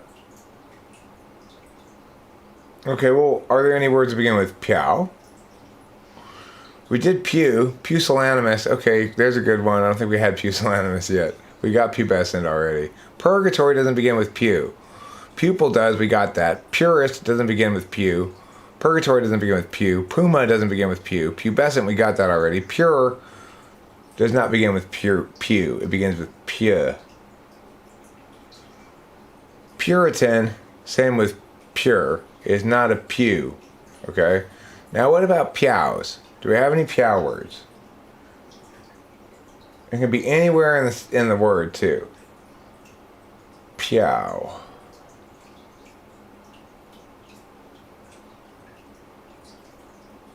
I don't think there are any pyow words, are there? I can't think of any. We have some pew words, but no pyow. Pyow. Powder? No. Pia. How about, well, we have pia, which is pure, and purity, puerile, Persian. Well, no, that's puh. That's not pure. Capio is not a piao word. It's a pio word. It can be either prefix or suffix. Pyeongchang. Okay, well, that's Pyong. That's not Piao. That's Pia. Pyeongchang is a Pia word. Oh, let's make it a little bit easier.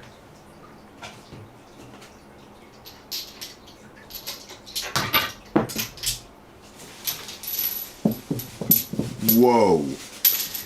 How many words start with whoa that you can think of? Whoa. Woke. Woken. Wow. Aren't very many woe words, are there? There's woke, there's woken, there's Woven? woven, good. There's woed.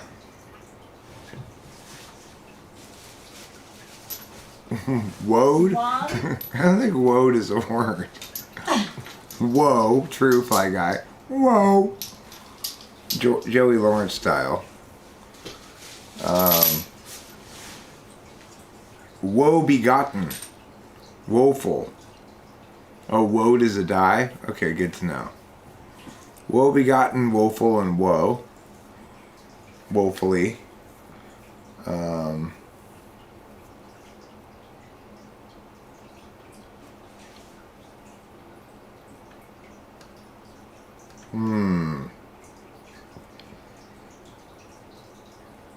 Wood does not start with woe.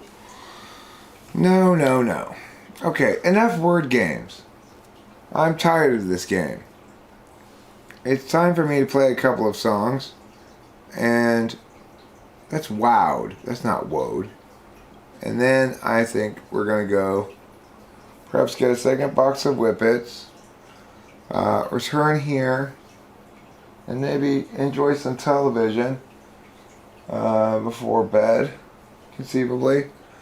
Man, before I begin playing a couple of songs, can I just mention a show that I highly recommend on Netflix? It's called Vincenzo. It's a Korean show about this Korean guy who gets adopted by Italians as a little kid and becomes consigliere of the mafia and then goes back to Korea. And it's really good. It is really good. It's got a quality that Rachel pointed out, which is it's got a sort of a cast of lovable losers that surround the main couple, which is probably, Vincenzo is an INFJ more or less, and his girlfriend that they haven't actually like. They're riding the sexual tension train without actually ever getting off at a stop, so to speak. So they haven't had them actually kiss yet, but it's like his girlfriend basically. She and he are surrounded by this cast of lovable losers. It's very anime-esque, as Rachel pointed out. The way that this ensemble cast is very physical, and they're clowning around. They're very bright and colorful. Very bright and colorful in their costumings and such, and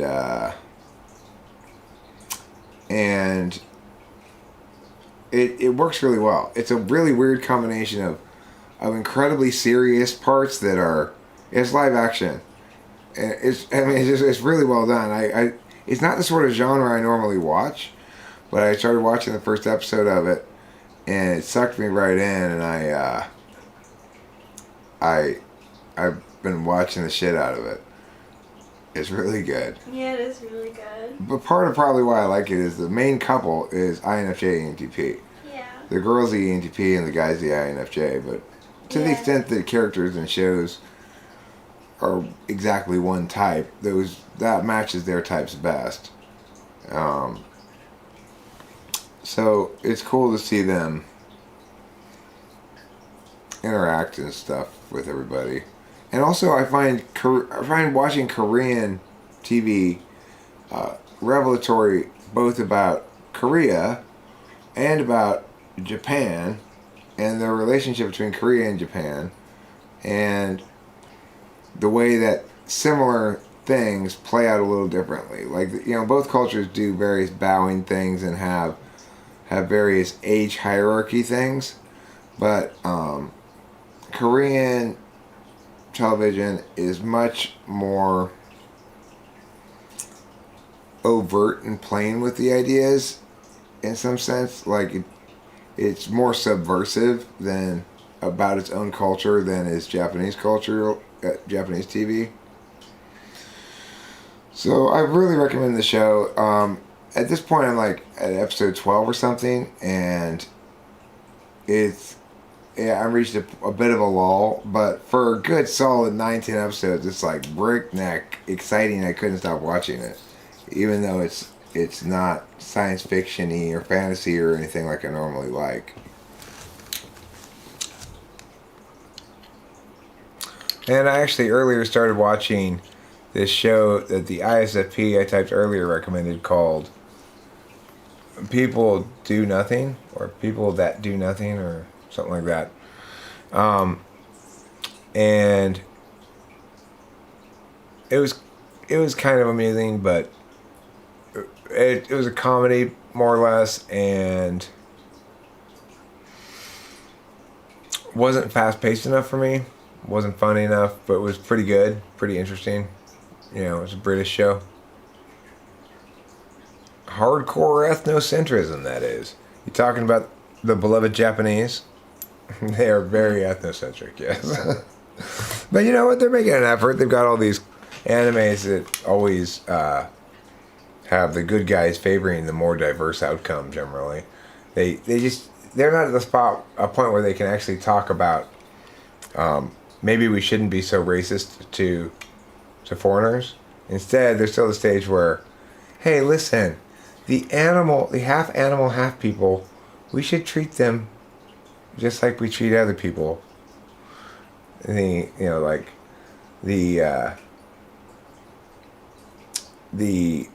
bunny people are people, but they have long ears, and the cat ladies, they're people, but they have like cat qualities, and they're discriminated against in the magical world. And so the good citizens of the magical world try to support their cause and to stop the mistreatment of them, and the bad people are those who want to exploit and kill and be bad to those creatures, right? Well, basically, humans are stand-ins for Japanese people, and these like half animal, half people things are stand-ins for everybody else.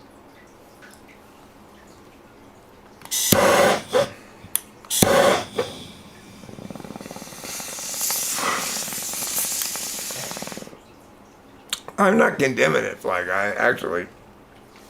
I'm not condemning their ways. I think it's kind of funny. It's like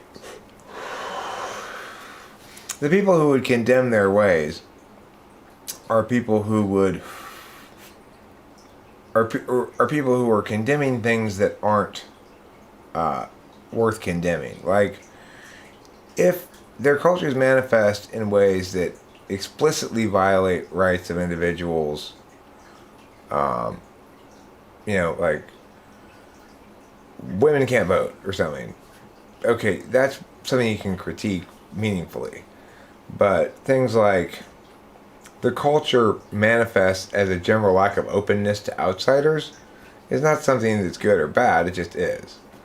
Until and unless it manifests in something that you can objectively critique as a wrongdoing, then it's just what it is, It's a quirky quality of the Japanese that you may or may not. It has various good and bad qualities, But Fly Guy, I want to get groped on the bus. That was my number one goal of going to Japan. What do you mean? You saying I can't do that? Will I get in trouble if I let myself get groped on the bus? Because ideally, that's why I didn't tell Rachel this yet, but I wanted to go to Japan because I'm hoping to get groped on the bus.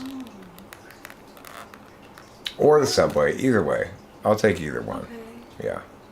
So what I'm going to do is I'm going to ride the bus or subway in one of those sailor schoolgirl costumes. And I'll put a couple of grapefruit under my shirt.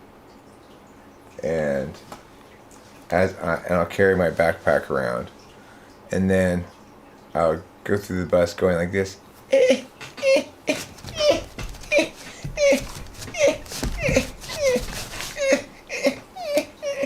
And I'll get groped. That's my dream. It's on my bucket list. Well, Fly Guy, that's because most foreigners don't do what I just said I was going to do. If you want to win in Rome and you want to get groped, appeal to Roman gropers. Makes sense, right? So that's why, in order to successfully get groped on a Japanese bus or train, I'm going to need to invest in a sailor schoolgirl costume with a short skirt and Mary Jane shoes. And I'm going to need to, make myself look like I have boobs, so I look like I'm the right age to grope, and then I'm going to just have to emit the mating call of the Japanese female. So in Japanese culture, it's the woman who issues the mating call, and occasionally the men will break through their intense fear of awkwardness and go over and speed hump the girl. Or the girl will attract the normal array of Japanese men who dress up as doctors and do various operations upon her. Anyway, as mentioned, the Japanese female mating call sounds like this.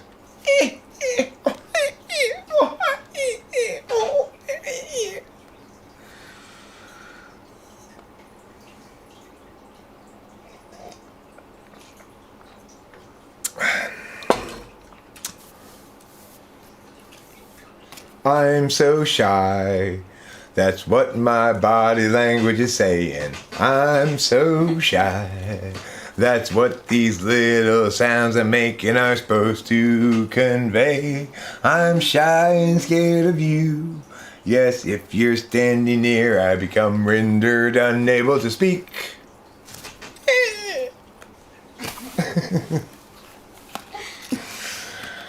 That is the hilarity. Look, I'm not talking about real Japanese people. I'm talking about the hilarity. What's the funny that's implicit in this hilarity? It derives from as follows.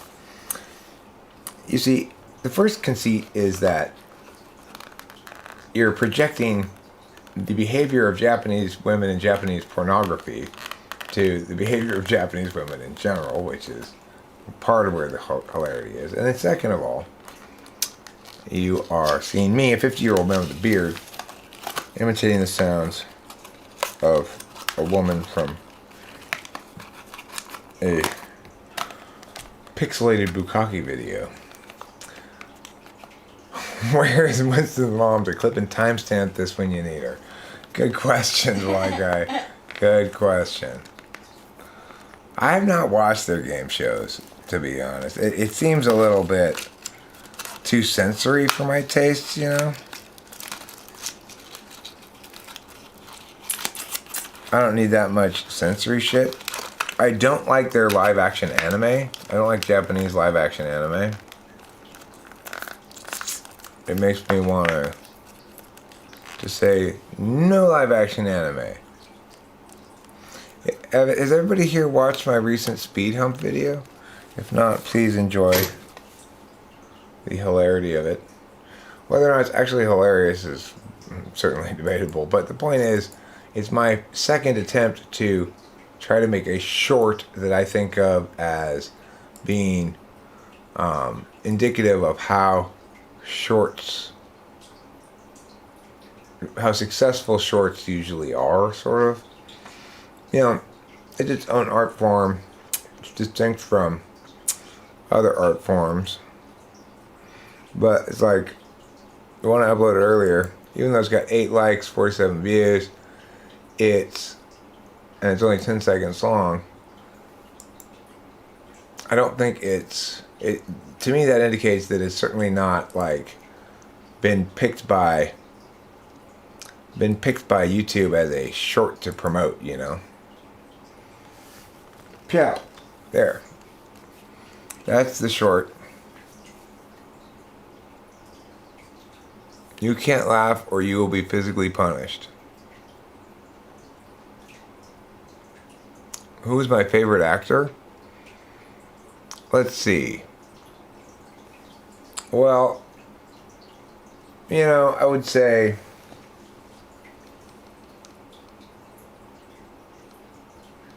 occasionally I'll note when we're watching stuff, wow, that's really good acting. This guy's a really good actor or something. Last time I noted that, it was about this guy in the show,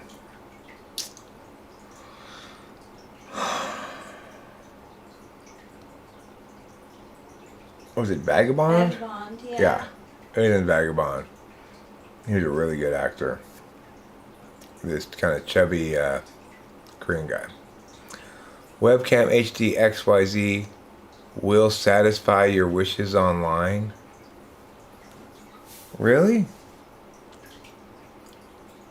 My wish is for you to go away. Oh my God. My wish came true. My wish came true.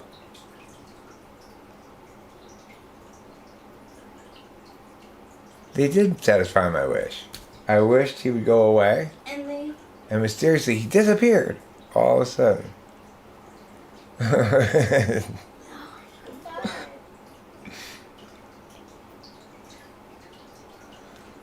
I have to go pee now. So I'm going to have you guys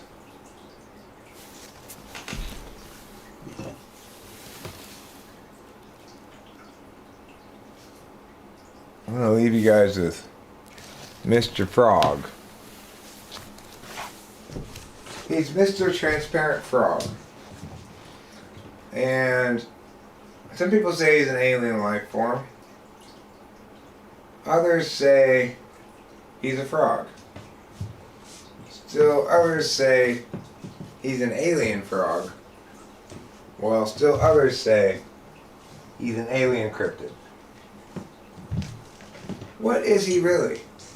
You be the judge. What's my favorite actor? I don't have a favorite actor that I can think of. I can think of actors that I think are good actors. I think Scarlett Johansson's a really good actress. She's very convincing, whatever it is she's doing, you know? I think,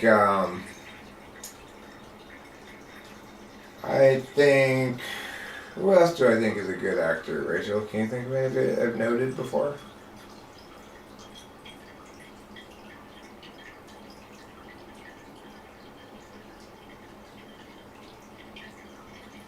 There was some show we were watching recently that had a girl in it who looked to be about 12 years old, and I remember noting that she was a particularly good actress for a kid.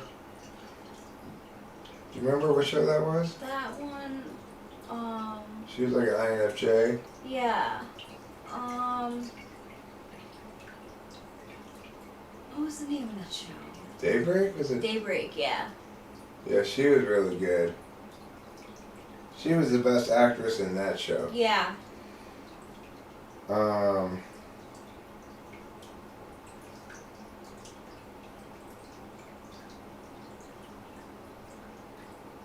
I feel well qualified, for some reason, to judge acting, instances of it when I'm seeing it, but I don't really think in terms of actors very much, unless somebody has struck me as being a poor actor.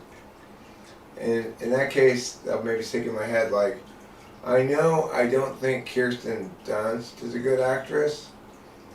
I think she's a bad actress. I don't find her believable. I could think of a couple other examples if I gave it some time for bad actors, probably.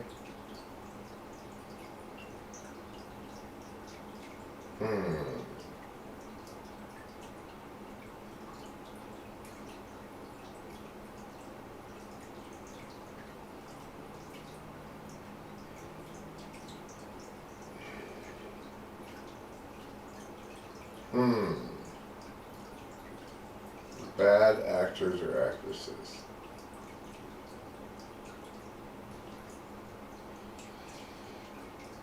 Well,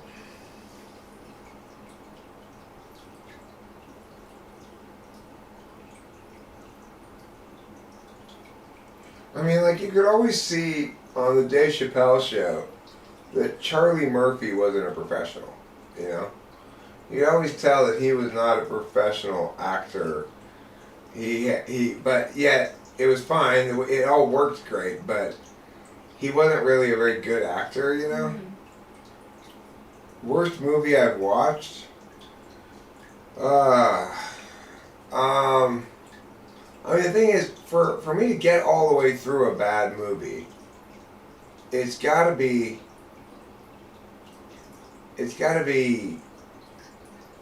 bad in a particular way, I guess. We got all the way through Aquaman. And that was absolutely terrible. That's the first thing that comes to mind when you said bad movies. But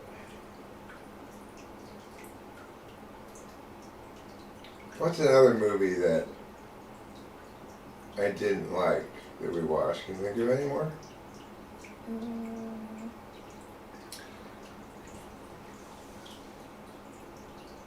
Aquaman just keeps coming to my head. 'Cause there wasn't really anything that was the worst. I mean, as far as feature films go, Ford versus Ferrari. That wasn't very good. That was boring. Yeah, That was way too long and boring. It didn't seem to have a point or a plot, really. That's the problem with it, right? Yeah, it just kind of rode along with the character. It looked nice. It had good cinematography. Yeah.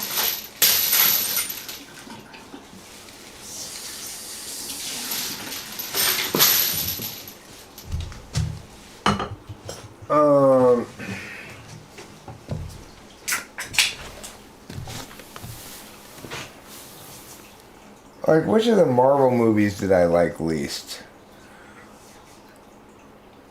that I've seen? Well, like Rise of Ultron or whatever. That wasn't very good. I've disliked a couple of the Batman films. I didn't see that most recent Joker one, but I haven't really liked them very much.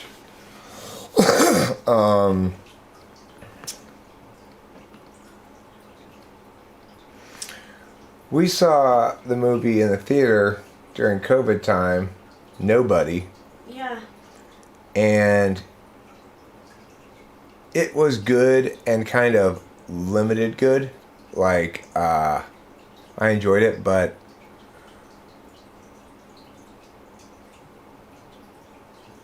it wouldn't. It's like maybe it could have used a slightly brisker edit or something, or it seems to not really have a lot of original stuff in it, ideas or anything, or plot or surprises. It was more like the satisfaction of Bob Odenkirk successfully playing this likable guy, regular guy, who's secretly super kick-ass ass kicker. Yeah. That's mostly the juice of it. There's a new Wes Anderson film out, and when I began to see the ad for it, I recognized the aesthetic right away, and when it said Wes Anderson film, I realized that I had known it was a Wes Anderson film before it said Wes Anderson film. That's how distinctive that guy's aesthetic is. There's Winston's mom. Winston's mom is here. That film where the guy's in the street filming this guy saying how significant everything is. Sky Significance, Part 1. Sky significance. We are well. We left out on our mailbox a bowl full of chocolates, and I put a candle out there next to the bowl full of chocolates. It's on the mailbox is like a little brick stand-up rectangle thing that has a mailbox in it, and I guess it's elevated to male truck driver's height.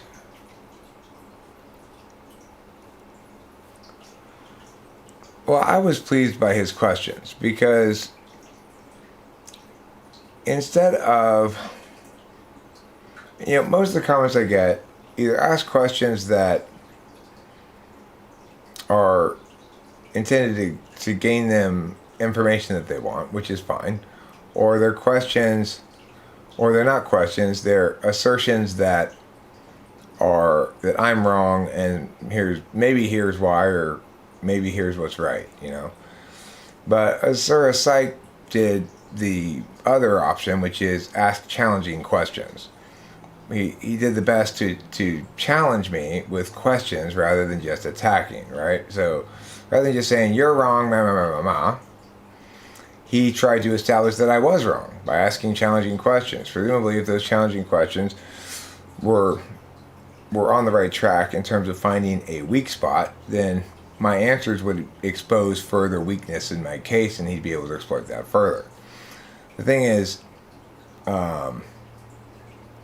by him asking challenging questions, it provides a framework in which I can explain things and reference something else, and it's very useful for me.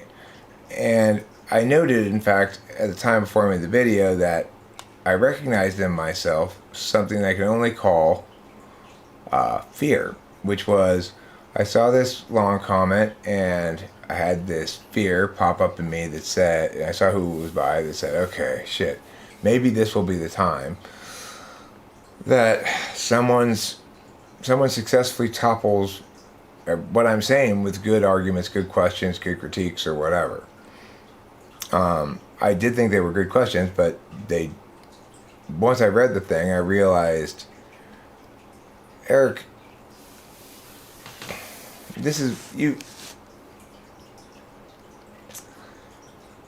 there's nothing out there that's going to surprise you about this stuff. There's nothing that doesn't fit into one of the frames of reference that you have regarding it. There's nothing you don't have answers to. To the extent that you don't have answers to something, it's on the very, very detail level that Yeah, I don't claim to have figured out exactly all the mechanics and exactly how you'd model all the mechanics. In other words, I can't code you a simulation, but I can answer any questions people have, and I can address any arguments people make. I can counter any of those arguments. It is the case that I'm not going to one day be surprised and actually this person is tearing my shit to pieces. And yet that fear is still within me, you know? And I look at it and I read it and I realize, oh, this is the same as it always is. There's nothing to fear here. I have all the answers to these questions. I've had them for a while, and they're definitive and they're determinate on the questions.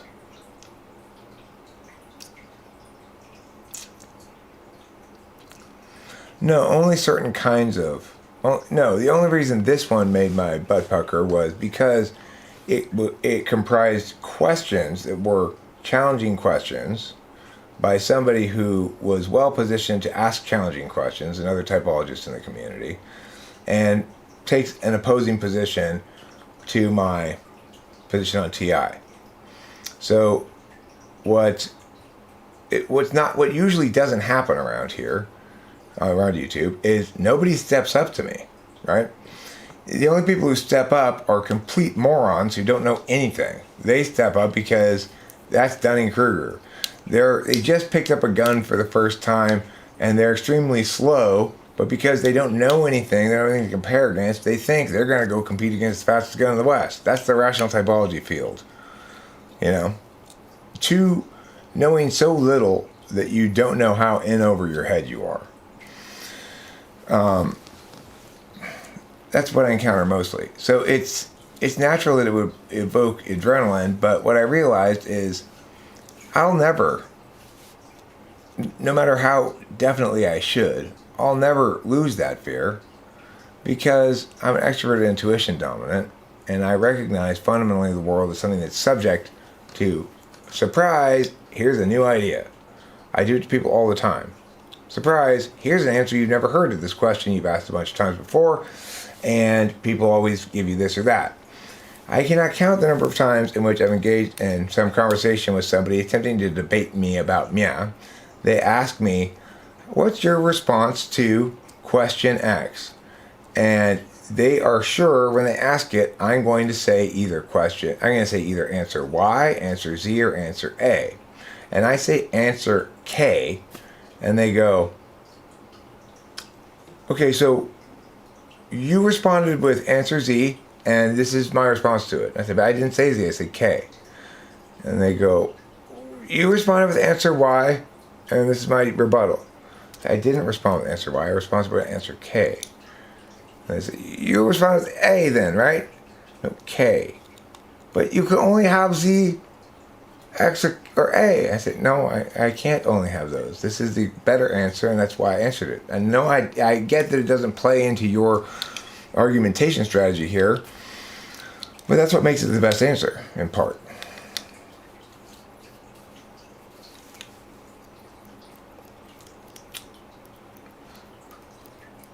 I mean, this is the reality that I have trouble accepting, though it is definitely the case, which is because of the careful casework I've done, the varying qualifiers, the framework which allows you to define things and make them relationally true. It's basically not possible for anything to show up and prove me wrong. Because look, at some level you can say TE is a perspective. It's a perspective that begins with a desired outcome or a problem highlighted and ends with either attainment or a solution. So that perspective, that frame of reference, if it predominates in a person as their frame of reference, then we can, via negative space stuff, definitionally, automatically know how certain other frames of reference are going to play out in relation to that individual or as part of the expression of that individual. You read my beautiful comments over and over again like I birthed them from my own womb. Well, I mean, do you write a lot of beautiful comments? Do you distinguish between the comments you put that are beautiful and the comments you put that aren't so good? Do you sometimes go, you know what, I wish I hadn't put that comment and take it away? Do you edit your comments a lot? I'm curious. Let me hear more. The first music or style of music you hear as a kid tends to define your musical taste for life. One of this is an SI thing.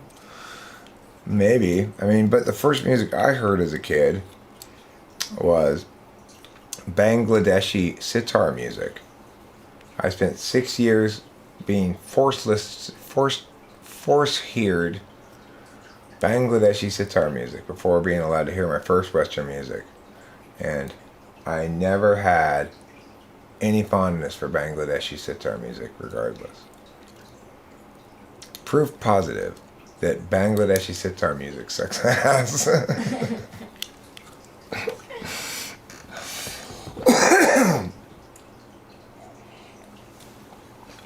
Should we? Yeah, we should.